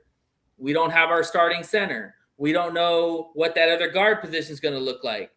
We don't know who the backup running back is going to be. There's a lot of ifs. We don't know who our other receivers are going to be. Like, the offense really has a lot of questions outside of Goff and St. Brown and Penei Sewell and Gibbs, and throw. But that's the thing. The what if on the offensive line goes into the entire offense. So, right. Yeah. So if the offensive line does not work, then neither will Gibbs nor Ron St. Brown or Jared Goff. So our defense needs to wake up and take the bell early on until we get Cade Mays back healthy. And I'm not putting everything on the defense. They look better, but they look better in preseason. I want when we're finished with that first game of the season, we can go and sit and evaluate if we blew up the Saints and it looked like awesome. That's really good spark. If they come out and they're just okay, well, we're same defense we pretty much always had. But I think we expect the defense to take a huge step forward. I would hope. Okay, we can't stay pat where we are right now. We have to take a step forward. I looked back the last 30 years on our defense. It's just based on stats. We have only had a top 15 defense like TA was the defensive coordinator, right? 4 times. We were top 5, which was 3-2, the 2014, that 1 year. Everything the other times were mid, and everything else after that was 20 and worse. Like, we have never had a good defense consistently, ever. So, but if the talent is healthy, this defense should be top 10, right? I could see that's why I keep trying to tell you. That's what I call it the we'll see season, because we'll see. We'll see. I don't see. I don't have any. I don't have any confidence like I did when they went 15-2. Remember 15-2? Like the point I always keep pointing out to. Remember the Houston game when they were down, and you always saying, "Oh man, this game over." And Jay was like, "Oh, this game over, man." Oh shit! It's 5 picks. I think a lot of. I was like, "Oh yeah, it ain't over. You still got a whole half of football, and I'm confident the Lions are going to come back and win." And what happened? They came back and won. I was so confident in that team. Last year, not too much confidence. This year, really no confidence. So I gotta see. I gotta see what these guys are going to put out there, and I think that Terrell Austin, but it wasn't Terrell Austin defense necessarily, because that's when we had Jim Schwartz. So Jim Schwartz was the defensive guru on that whole situation. Anyway, this is the other thing I got to say about it too. I think when Dan Campbell, if we get say for instance, when we start the season and it comes to who gets the ball first, I think Dan really needs to let the offense of the New Orleans Saints get on there first, so the defense can dig in and possibly set them back. Yeah, I think he probably will. Yeah, that's what, because the year they went 15-2, every time they got the ball, who would go to first? The offense, and the offense usually paid that money. So, Yeah. but you can't do that. I just don't have enough confidence in that offensive line, man. And I will say this, that what gives me two things. I'm hopeful that we have pass rushers now. Like B said, you've got Hassasin, Aiden's going to be Aiden. You've got Moore, who I think is going to be a standout for this defense. The way they're using Moore, it's a Micah Parsons type of role. They're playing him more in the jack position because of his athleticism. And then you got DJ Wantham, who's going to start with Aiden, and you sprinkle in Moore and Hassasin and anybody else who we throw. And your boy Hill, whatever the hell his name is, that guy too. I think he's going to be he's more of a defensive tackle, right? But that's okay though. But that's part of the defensive line. You want people that are going to rev up to be in your defensive line. Who are you talking line. about? Your guy Hill, whatever his name is, Hill. Your boy. Gil. He's a defensive lineman. Yeah, that's what I'm saying. I think you're going to see. He's a D tackle. He'll be in the rotation with the D tackles. But I think they might use him as a big end. Yeah, that's what he did say. Okay. He did say. But here's the thing. Here's the second point. We don't have our starting two safeties. And those are the heart and soul. Outside of Aiden, those are the heart and soul of our defense. Those two safeties. So that's where I have a huge pause, because I'm like, damn it, our D-line can be on paper looking damn good this year. And we had a lot of sacks last year. We can definitely do more sacks this year with more pass rushers. And the linebackers are solid. You got Jack and you got White and you got Barnes and you got Rodrigo. I'm happy with our linebackers. Secondary, God help us. We don't have our two best safeties. That's the big thing that hurts the most, is that if we had both our safeties, I feel a lot better about this defense. I think the Lions approached the focus of the offseason in the right way. They already knew they were going to have some problems with their safeties. So what they did was they lumped up their defensive line so that they put more pressure on the quarterback. You got more dynamic players out there to blitz and do all kinds of. And Devin White's going to be a senior guy out there.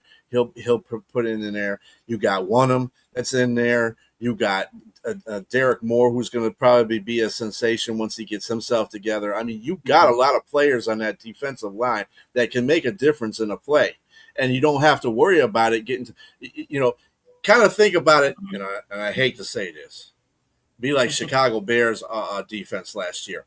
Their defensive line was pretty good. But the reason why they were opportunistic because the defensive line was putting pressure on the quarterback, and that's the reason why they forced the quarterbacks to turn over the ball. And they have ball hawking not players. Against Detroit, but against other teams that they played and they have ball hawking players on the secondary. But they don't. But and that's what we need. We need them to give us turnovers where they're easy turnovers. Like that's the easiest way to eliminate a weakness on the defensive side. If your D line's getting to the quarterback quick enough, secondary doesn't need to work as hard. So the Lions that's were what I'm ninth, saying. Yep. And the Lions were ninth in turnover differential, so it's not bad. It's top 10. So it's not like they were terrible. I mean, the Bears were, like you said, 22 plus 22 in turnover differential. They were opportunistic and lucky, like really lucky. Also, too, they gave up a lot of yards too. They played the bendo break defense. They had a terrible defense. They really did. And it wasn't for those turnovers. Right, and that's fine. If we're gonna play the bendo break defense, we need to be damn good in the red zone. That's the key. We were terrible in the red zone last year. Everybody scored in the red zone against us. Yeah. So if we can be top 10 in the red zone, then you're talking about good situation for the Lions. If we gave up 400 yards of offense in a game and the other team only scored 14 points, I'm fine. Yeah. It's a lot of yards, but there's only 2 touchdowns, and we're going to outscore them. So. And B brings up the 15-2 season. When our offense was really good and defense was ass because we had nobody, what we have to do? We had to get them to punt. We had to score pretty much every drive, but we had to get the defense to at least get a couple of punts. Yeah. Well, that's what I said in that Washington game. I said what they had to do is they had to keep going down there and scoring. They couldn't punt, and I said as soon as they punt, I said this game over with because they had to punt. You can't let the offense punt. They got to keep going down there and score because Washington's going to do the same thing because we got no defense. So, last one had the ball wins. I believe in Chad. And I hate that. I believe in Shep. I like Shep a lot. I think he's a very passionate guy. And I think that year 2 and 3 are going to be probably his best What's up, years. chicken nugget? So I'm really hoping that, God willing, if our defense stays healthy, man, we don't lose any key positions or players. We should have a decent defense. But that's a lot to ask. It's a lot to ask. I mean, our It sure team is. is victorious. That's just the name of the game. Yep. People get injured. Sometimes it's the player that you least expect to get injured. It's just how you we can't overcome lose it. our key players. That's the thing. We can't lose the key players. But anyways, all right. Yeah. Before we wrap up, have any other topics? Anything else you want to talk about? Anything else that's going on in the NFL? We can, yeah. So yeah, we're playing the Colts in Indianapolis. I don't even know who their quarterback. I think Richardson will probably play. I'm sure. I don't know who else their quarterbacks behind them are. They got Leonard. Oh, they got Riley. They got Riley Leonard. Yeah, Leonard, who started last year he's too. really good. Yeah. He's a really good corner. They're probably going to be fighting for the second spot or the backup quarterback role behind Daniel Jones, but I think Riley's going to win that one. Let's do it this way because we're probably not going to see any starters this last game. This is evaluation time. Yeah. This is basically cut time for a lot of players or last chance time. I want to see starters. Like if I'm not seeing starters, I'm having an issue. I have a serious issue. The starters was this game. This was a starter game. There was no starters, though. There was no starters. The offensive side was kind of actual starters, like St. Brown. No, there was DJ Reed played. DJ Reed want them played. But Hutchinson didn't play. L.A. McNeil didn't play. Campbell didn't play. I want to see Amon Ra. I want to see McNeil didn't play. I want to see the guys. I'm not even worried about the defense. Defensive side start. I want to see the offensive players start. That's what I want to see. Okay, so do we think they're going to play starters? I don't think they are. They probably won't, but they need to. Okay. They need to. Because that week 1, I know it's going to be bad, but I don't want it to be worse. That's the thing. That I don't want to start off slow and have to figure it out. Well, you're going against the Saints rather than going against the Packers on the road. I'll say that. I get that, but man, I don't care. Minus I get you. Minus the fact that we're not playing starters. Give me 5 players, each one of y'all, who might be on the bubble for the roster that you want to see in this next game. Okay, give me a minute. Hassani. Like on the bobble from being cut to being on the roster. Oh, Hassani. No. I'm thinking you're saying like period. Like give me players you think that. Yeah, no, just give me some 5 players that you want to see. It could be the same players. It's fine. That you think are on the bubble to make the 53-man roster or being cut. Sione Vaki, think he's one of them. Yep. Vaki's not gonna get cut, bro. I wouldn't be too sure. Dan literally said in his presser that Vaki's one of the best special teams players they have. You don't make that comment and cut a player like that. And Fick will flip shit if that happens. Literally flip shit. I think Manu I was about to call him Manu Ginobili. He's on IR. He's on IR. You ain't gonna see nothing from him in that game anyway because he ain't gonna be there. I think what's his name? Clark might be. Clark? No. Y'all don't think so? I mean, I could be wrong. No, Clark was getting first team reps. I wouldn't say Clark, but no. Maybe Harper. Dan Jackson is another guy. Dan Jackson very well. Yeah, and I like Dan Jackson. Dan Jackson might be on a bubble too. Dan Jackson might be gone. Yeah, Dan Jackson probably make the practice squad. Yeah. I like Dan Jackson, but yeah, he's gonna make the practice squad. Yeah. Okay. Anybody else? You can also name names. We can just talk about it. I know. I'm just trying to see here. I don't know. That's hard, dude. Yeah, I mean, especially on the defensive side of the ball. After you get past the second string, whatever positions they decide to we need more here than here is going to change because if they decide they need more defensive players, that takes away from the offensive side of the ball and vice versa.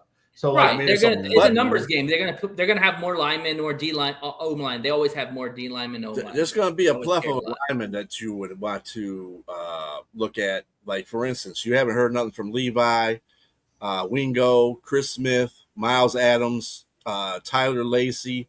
Those are guys that could be Damone Clark. Lacey's fine. They know what they have in Lacey. They played him last year. Anthony Lucas, that's last year. Anthony Lucas. Eric Well, I'm saying he O'Neal, hasn't played this year either. So if he's not your playing, boy Scholar Gil Howard, Ben Stills. Gil Ben Still Howard's probably fine. will be gone. Definitely will be gone. You also Gil have Howard to will make it. you also have to take into account when they get down to these cut lists, other teams are going to be watching all the other players getting cut. Sure, yeah. So you're going to want to pick up other players. So if somebody Yeah. gets cut and you're looking at the one guy that was on the bubble and you're like, yeah, you're done, dude. And we're going to get another guy. Like, I mean, Luke's going to be cut. They're going to only carry 2 quarterbacks. They'll probably just cut him and then try to put him on the practice squad. Well, they I can don't see have him 3. making 53. I don't see him taking 3 quarterbacks. I think they're fine with Dobbs. No, they got to have 3 quarterbacks. They got to have emergency. They didn't have 3 last year. They had 2. Yeah, they did. yeah, they Oh, did. they They had had last year. an emergency quarterback. They're Yeah. not on the roster. Right, but they could put him on. They could put him on the practice squad. That's what I'm saying. Yeah, Luke Altmaier could be our He could be emergency part of the quarterback. 53 too. I mean, that's part of the clause. I will bet you $20 he's not on the 53-man roster. If he is, he You want to ain't. take that? He's not going to be. I'm telling you. He It's going might to be be. Dobbs. If It's gonna Dobbs, be Dobbs. if Dobbs plays as crazy as he's been playing so far, he ain't going to be on that roster. Period. He's a veteran. They don't want one thing about backup quarterbacks. They need somebody that's a veteran that sees stuff like Goff does. Luke Meyer hasn't seen shit. He's a rookie. Now Dobbs does not see things like Goff does. Come on, and he runs. No, but I'm saying You don't okay.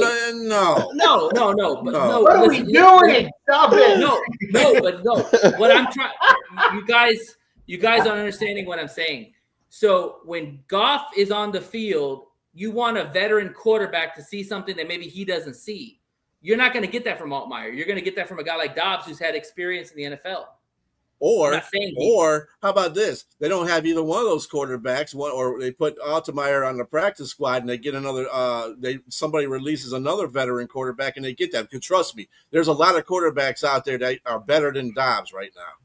A lot of them that are. Maybe I don't know. I don't see anybody releasing a good. They just gotta veteran quarterback.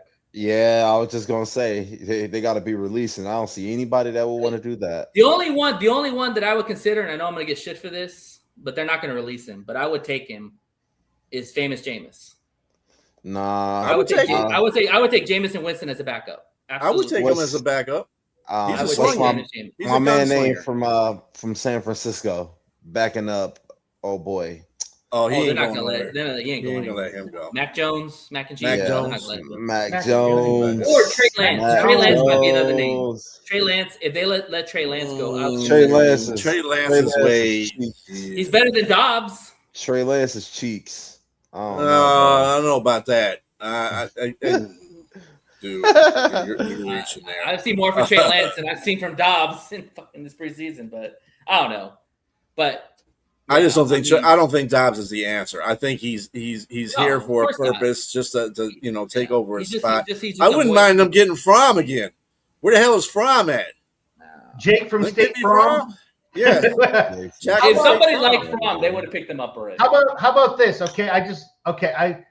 Do you think Dobbs is better than Drew Aller or Will Howard or Mason Rudolph? Bleh. I would I not think take Drew Rudolph. I would maybe look at Will Howard. Because I those. think- Hell, Will Howard, nah. So you've got Aaron as the starter, and then you in Pittsburgh. Then you got Rudolph, Howard, and all. I mean, Nah. they all can't be. They can't carry 4 quarterbacks. So Duh. come on. Most all teams have a good backup quarterback. Like well, they're not going Pittsburgh to is release smart. their backup. Pittsburgh is smart. They're not going to release Aller No. anyway. Aller's Aller's pretty the future, good. bro. Aller's the future. Yeah. Will Howard is an Ohio State quarterback. That's all you need to say there. Oh, Anyway. that's why. That's why. No, it ain't that. He's Name terrible. a Ohio State quarterback right now that's good. Thank you. Anyway, next. Moving on. Tom Brady, maybe Michigan quarterback is good. We're not talking about Michigan quarterbacks. Chad We're talking about Ohio State quarterbacks. Chad Henne. Yeah. He's not even playing anymore. Henning. Come on now. Well, I'm just saying. I'm just saying. Okay, so fine. So what if I'm trying to think of a quarterback that might be released. What if Flacco Let's get got Anthony released for Richardson. whatever reason? Would you take Flacco over Dobbs? Hey, I'd take Flacco. Hell yeah, I would take Flacco over Dobbs in a freaking heartbeat. Bro, Flacco's like 50, man. I don't give a damn. He can still win you Flacco's like games. 50. Yes, he can. I'll take. Hey, what about the quarterback from the Commanders that we played today? Like that other guy, I can't say his fucking name. Or Hartman? Hartman is. I like Hartman. I mean, I would take. Is he really a veteran? I don't think he's Are a you talking veteran. about what is it? Calicat Manis? Yeah, not that guy. Not that guy. Something sack. I don't know. Calicat Manis or whatever his name is. Not that guy. Hell no. What if the Vikings release Wentz? Yeah, that could be. I can see that. You know what? I like that. Because you got Kyler and you got JJ. But the thing is, I don't think they want JJ. Actually, I would like a quarterback that has a little bit mobility. That if we're going to get as a backup and a veteran, so that they can run. Because I don't know how this offensive line is going to be. And if ever the case, knock on wood, that Goff gets hurt, we need a backup quarterback that can be mobile. Yeah. So I want somebody mobile. Yeah, for sure. I mean, but we're just talking about a backup. I think our future quarterback's in the draft. It's not anywhere on. I'm not talking about for future quarterback. Just somebody that can come in and just I'm talking about this year. Dobbs can run, but he can't pass worth a shit. So he's past his prime doing all that crap. Yeah, I agree. I mean, Luke Altmaier hasn't been bad. That's all right, Robbie. Allard's your quarterback. I don't care what you say. I mean, anyway. Altmaier's been what I expected him to be watching his tape. He doesn't have a lot of arm strength. He usually throws intermediate passes. We haven't seen a lot of deep shots with him. He's got a little wiggle, but like B said, he got to work on his awareness a little bit. But the line's not helping out either. He's not giving him a chance to even make a play. That Conklin fucking whiff was terrible, man. Like, god damn, like it's terrible. But Justin Fields in Detroit. You know what? I'll take Justin Fields, man. What's up, David? I'll take him over Dobbs. I'll take him over Dobbs. Hell no. And I don't have no problem with that. It would give him another option to and he's a running quarterback. Hell he's no. a quarterback. And he's been killing our asses every time. So join the Who are you talking about? Fields. Justin Fields. I like him. He ain't leaving KC. If I was him, I would stay with KC the rest of my life. You know what? That other quarterback for KC, I forgot his name, England or something like that. He's not bad either. If he got released, I'd take a shot at him. I forgot what his. I can't say. Jay, let's go get JJ McCarthy. Hell no. Hell no. Keep him in Minnesota. I get the broadside of a barn, bro. Hell no, bro. McCarthy, I will say this: if Tyler, don't be bombing on my boy like that. He got put in a bad situation. Bro. I think he's going to be a good quarterback in the NFL. He's just not with Minnesota. That's all I'm going to say. Hey, what if Badgett got released from the Bears? Would you take Badgett? Got released? Tyler hell yeah! Badgett's another guy. I would take Badgett. I saw him at the Reese's Senior Bowl. He's got a lot. So Badgett has a good story. He wasn't even supposed to go to the Senior Bowl, and somebody didn't show up. So they walked out on his last game of the field, on the field, and told him personally that he got invited. He had a lot to play for. If anybody comes from a tough situation, it's Badgett. I would love him. He's been solid for Chicago. I think they gave him a contract, so they're not letting him go. Yeah, that's true. Yeah, he a 2-year contract. This will be last of his 2 years. But you're going to see who gets What about Sam Levitt? Watson? He gave up on football. I saw that. Sam Levitt? He gave up on football. I'm sorry, not Sam Levitt. What's his name? I can't even think of his name. What about porn star Jimmy? Is he still in the NFL? Jimmy G? Dude, Ty Simpson is legit. He looks good. Have you seen Ty Simpson in preseason? I like what I see from that guy. In preseason. I'm just saying. Everybody's doing great in preseason. He's the future after Stafford. That's why they drafted him. So the Rams better hope he's a future. I would take point star Jimmy. I wouldn't have took him that high. I'm sorry. I wouldn't have took him that high. I mean, he's looking pretty good. What about Will Levis? How about Sam Howell? Not Levis. He's too cocky. I love Sam Howell. Sam Howell is a pretty good quarterback. He's the third quarterback on Dallas. So, oh my God, Milton's the number 2. But I'm just saying Sam Howell actually pretty good though. Sam Howell's got a strong ass arm. He's just not super accurate. But so I know he's on the Whackers, and I don't know if they're going to keep 3 quarterbacks. But Kyle McCord, out of Syracuse. He's the third quarterback on the team No. behind Tyrod Taylor, and Tyrod Taylor is looking pretty solid right now. No. I would consider Kyle McCord, but you have to trade with him. Unless he goes. Absolutely And you not. got to remember something too. We can sit here and throw out names all day, Yeah. but it's really what the Lions are going to. Oh, yeah, you know how the absolutely. Lions are with backup quarterbacks. That's why it's a podcast. We can have our own debates. Yes, Yeah. I agree. Everything's Junior. debatable. I don't want penis. No, we don't want Penix. Penis. No Penix. Yeah, we don't want McCord either. No, I'm straight. No blow Ohio State quarterbacks, please. Right. How about McCord Will was not Levis? from Ohio State. He played at Syracuse. Or How did about he Will play at Ohio Levis? State? Oh, Yes, he Who's played that? at Ohio State. Will Levis. he did. I said Will Levis, yo. Will We Levis. don't- Dan hey. Campbell would beat the shit out of Will Levis, dude, because he's so cocky. And we You don't can't want have no two mayonnaise outfits. in our coffee. Yeah. Ew. That's where I was going with that. I think I was wondering would somebody catch on with that one. I Ew. don't want no That's mayonnaise in my disgusting. coffee. All right. Right. All right. Any other thoughts before we wrap this? Yeah, we don't need Rudolph. I'll keep Mason Dobbs. Rudolph ain't a bad choice. I mean, I'll keep he's- Dobbs over Rudolph. No, All right. I wouldn't keep Dobbs over Rudolph. DJ Any final thoughts before we wrap this puppy up?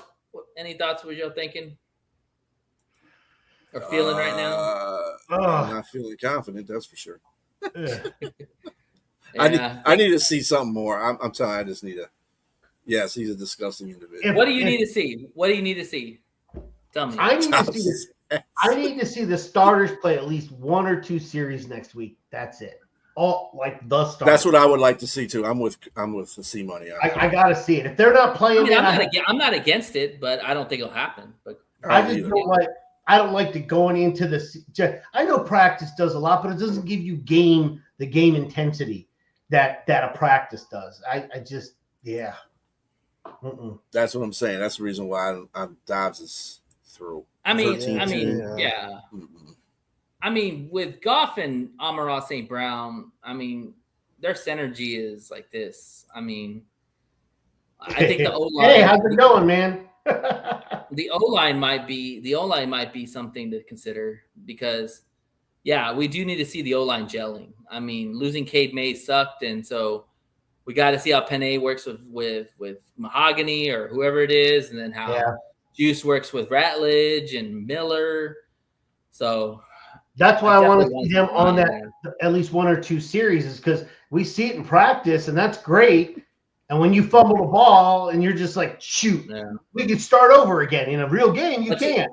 Yeah, but you know what? When you saw Dobbs get hit, everybody was like, "Yep, that's why Goff's not in there."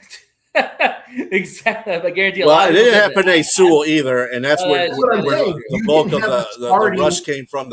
They're coming from the ends. All that game, most of the rush was coming from the end. So if you had Penei in there, if you had the actual offensive line that you wanted to put in there, I don't think that would have happened. So probably not. But we've seen we didn't see it from Penei, but we saw it from Decker.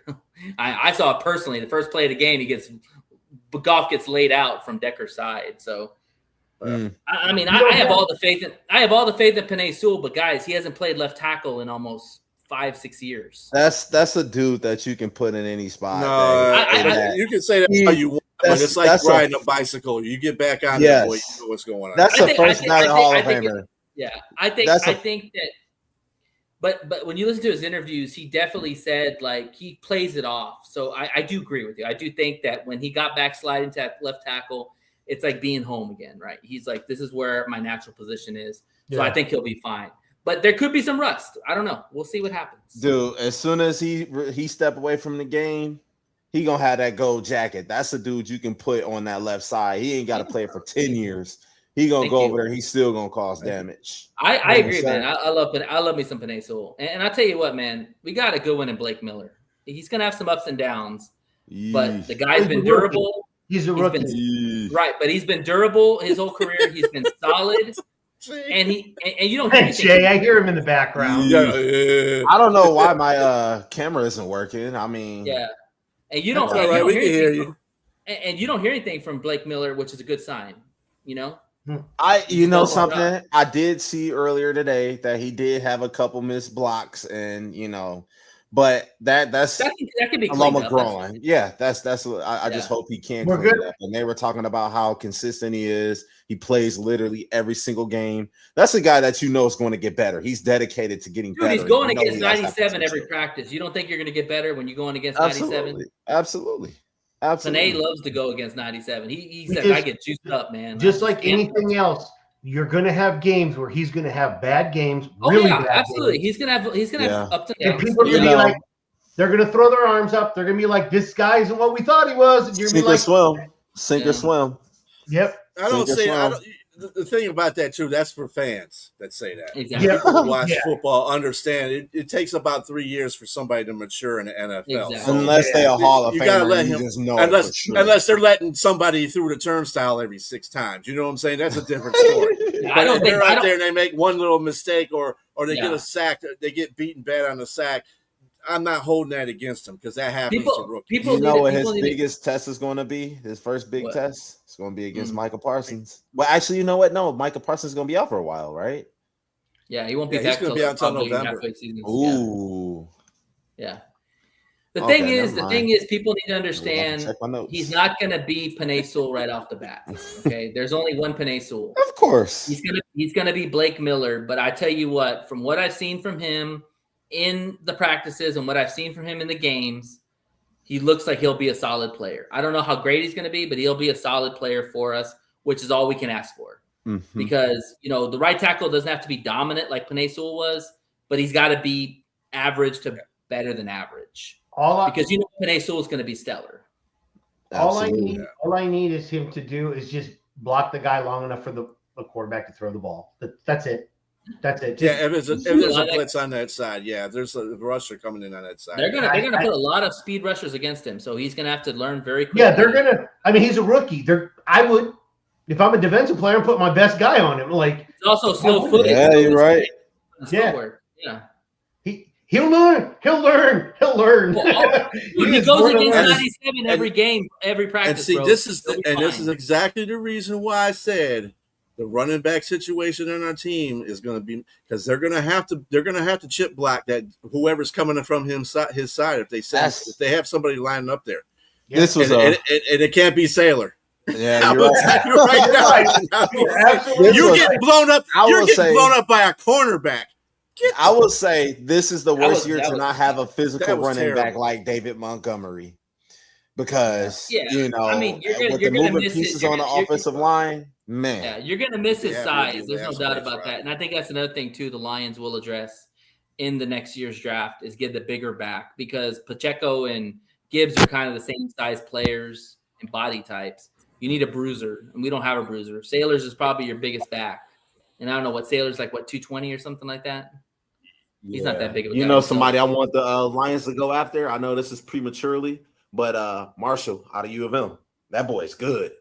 Marshall out of U of M, that boy's good. You want everybody from Michigan. I mean, look at how they play though.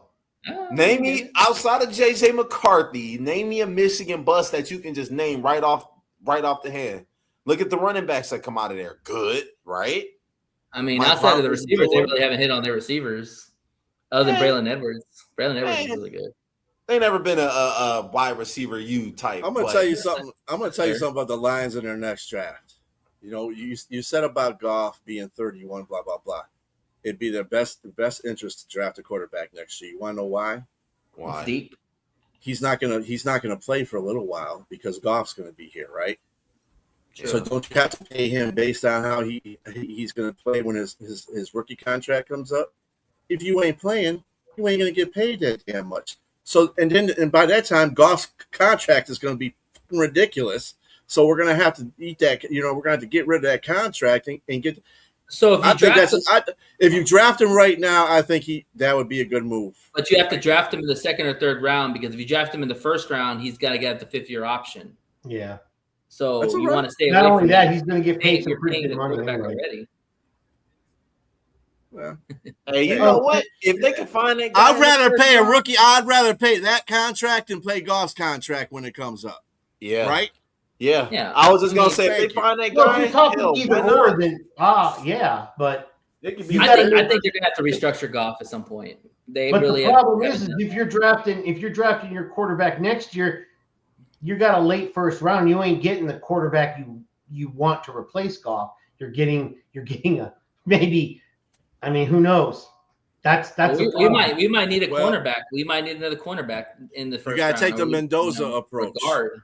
What Vegas is doing with Mendoza, start your veteran quarterback. I know it's not Goff, but it's at the same time he's still a veteran if Goff quarterback. doesn't take any injuries, he can play for the next 5 or 6 years at a high level. Depending on our offensive line, can get their. Well, I mean other than that, yeah, but even with a shitty line last year, he was fine. Nate, Sailors is 195. Oh damn! Yeah. Small. he got blew up by a corner. You know Mango. You know what? He held you know up what? I'll have though. to tell you, he did not set himself to block though. He turned around.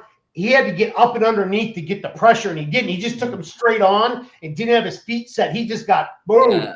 He just got ran over. Choice will work on him on that. But I'll tell you a guy that I really was wanting to see more of, and he got hurt, is Robichaud.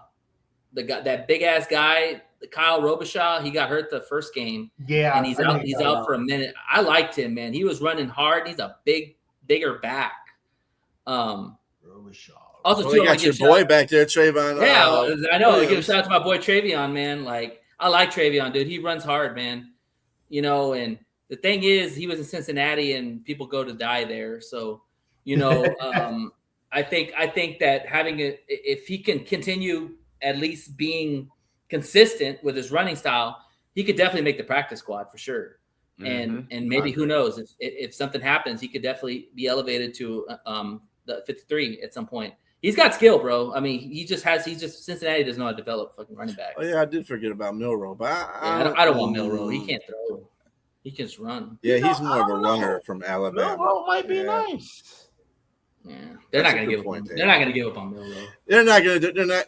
The Lions ain't going to do no crazy shit anyway. So we can just forget all that talk. They'll probably just get a jag, and then they'll call him the best. They'll just keep recycling backup quarterbacks until they finally. Yeah. Until we have a bad enough season where we're like, all right, it's time to get a new quarterback. You know, like I think that's just it.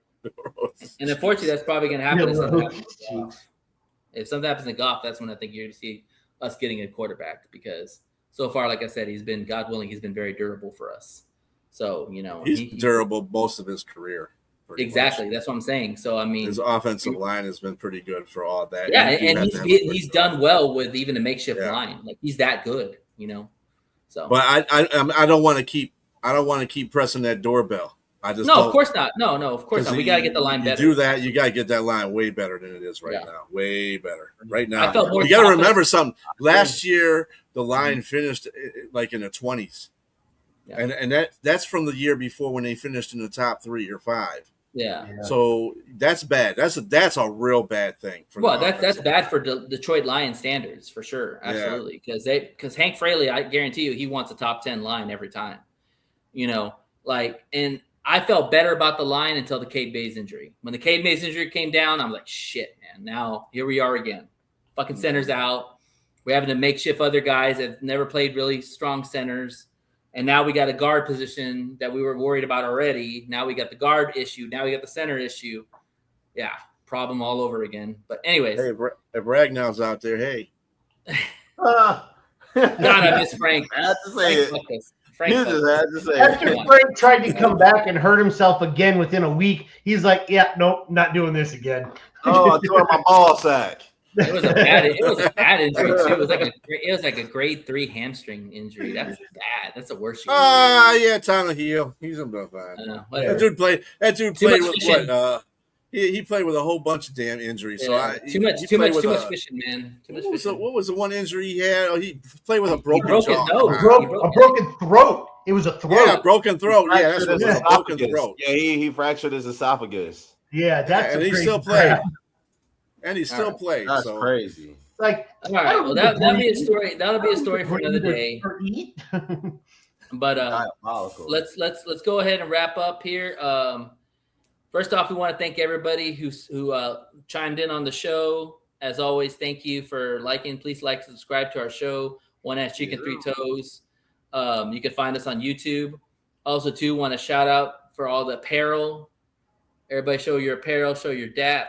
Everybody's Yes, got sir. the I colors. wish I could show y'all, but some reason my camera ain't working. We can see a part of it. Well, we can see part of it. We can see a part of it. Part of it. And shout out for the awesome orange hat. This is my color. And somebody Gotta please get a say- camera for Jay Weezy. Yeah. I don't know what's up with this I thing. think we should Go fund me for a GoFundMe. camera. We need Go to GoFundMe for Jay. Camera. Yeah. Hey, I really want to say shout out to Liz for all the apparel, man. I can't thank Yeah. her enough, Yeah, you know, definitely. and everything she does and everything she means to our podcast. I have to say Absolutely. thank you a lot for sure. Yeah, absolutely. And thanks for hanging us with on a Saturday. We got 2 preseason games out of the way. We got 1 more left. And fellas, we're 3 weeks away from Who Dat Nation coming into the Motown. Ooh. Hey, Good game. Hopefully good all game. the questions are going to be put to rest that game. And we're going to be like, we're going to the Super Bowl, damn it. Oh yeah. Let's not beat Dallas. Let's Let's not beat Dallas fans. And then we get our ass, and then we get our ass kicked. Buffalo Bills the following week. Yeah, right. Then we get our ass kicked against Buffalo. Exactly right. Oh, we suck. Low key, We suck again. Low key, we gonna beat Buffalo, but that's a story for a different time. Oh wow, Oh, okay. that's a Go good with call. that But shit, man. Ooh. In their new stadium, I'm all Yep. for that. That's going to be Hey. their opening game too. In Listen, the the stadium. opening game in the Listen, new remember the game that Baltimore and the Lions played? Everybody was like, Yeah. man, until they beat them, you know, I'm like, bro, watch the Lions gonna beat them, and they're gonna beat them pretty heavily too. I got that same feeling that this is going to be the same type I mean, of game. I'm with you, man. That's going to And be their I'm all opening for it. game in the new stadium. So that'd be a nice way to shut them They're down. gonna be playing. They're gonna have butterflies I just would- like anybody I would else. feel a lot better if that offensive line was clicking. Yeah. That's the Yeah. only way I could say I I dig that. would Yeah. go with you on that, Jay. And I- I'm ain't mad at smelling a that. shootout. I'm smelling a shootout between Goff and Allen. That'd be fun to watch. Give me the Lions. Depends on who's on your fantasy roster, right? Right. Yeah. I can't That's do for that. another story. No, I haven't even entered one this year. I'm gonna have to. Stay away from fantasy, man. Oh, I've been playing it since 2001, man. I love fantasy. Right. I can't do it, man. If I would have known that, Actually, Chris, I would have got you in one of my leagues. Damn it. I don't do I- pay leagues though. I want to watch the football game. I know. don't I was in wanna a have pay to league. know about the Oh, bummer. Yeah, I've been doing it for a while. players. Whatever, Robbie. Because of your orange hat. I'm like, Hey, this is not Hey, just an orange hey, hat. Robbie. This- Robbie, that's Texas orange. No, Hey. it's not. That's purple. This is That's like this is not Syracuse just orange. orange. This It's is That's one. like Texas- Syracuse It's orange. Texas Longhorn orange. Orange. This is one. No, that's burnt orange. This is One Ass Chicken, Three That's Toes. orange. It don't make a difference. Hook 'em horns. That's There's the different same oranges. color. Is that Tampa Bay orange or Same orange, Syracuse man. orange? It's just regular orange. Anyways, all right, I just like all messing right, with Nate, fellas. 'cause So he don't like next that. week, so next week we will talk about the Colts game, and we will preview the Saints and Lions for Game 1. Hey. Whatever. And then, Well, hey, and he's then with on you top, on that. oh, he's a You don't like Texas orange. I don't know Texas. what he meant. He's in a UT. But anyways, yeah, I agree with you. And then also too, we'll talk about the defense. We'll do our defensive previews for the rosters. So look forward to that. Next Saturday, same time, same place, same faces. One Pride. We'll see you on the other side. Have a good night. Peace. One ass cheek, 3 toes. One ass cheek, Detroit nose. Lions on the map, we don't care about the woes. One ass cheek, 3 toes. This how the show goes. Golf throwing dots, Hutch hitting the gap. We put the whole city right back on the map. No more same old, we done changed the whole vibe. 4 voices deep, talking about the whole tribe. Yeah, one ass cheek, 3 toes. Nate Chris, BA Lions talk only, get gone.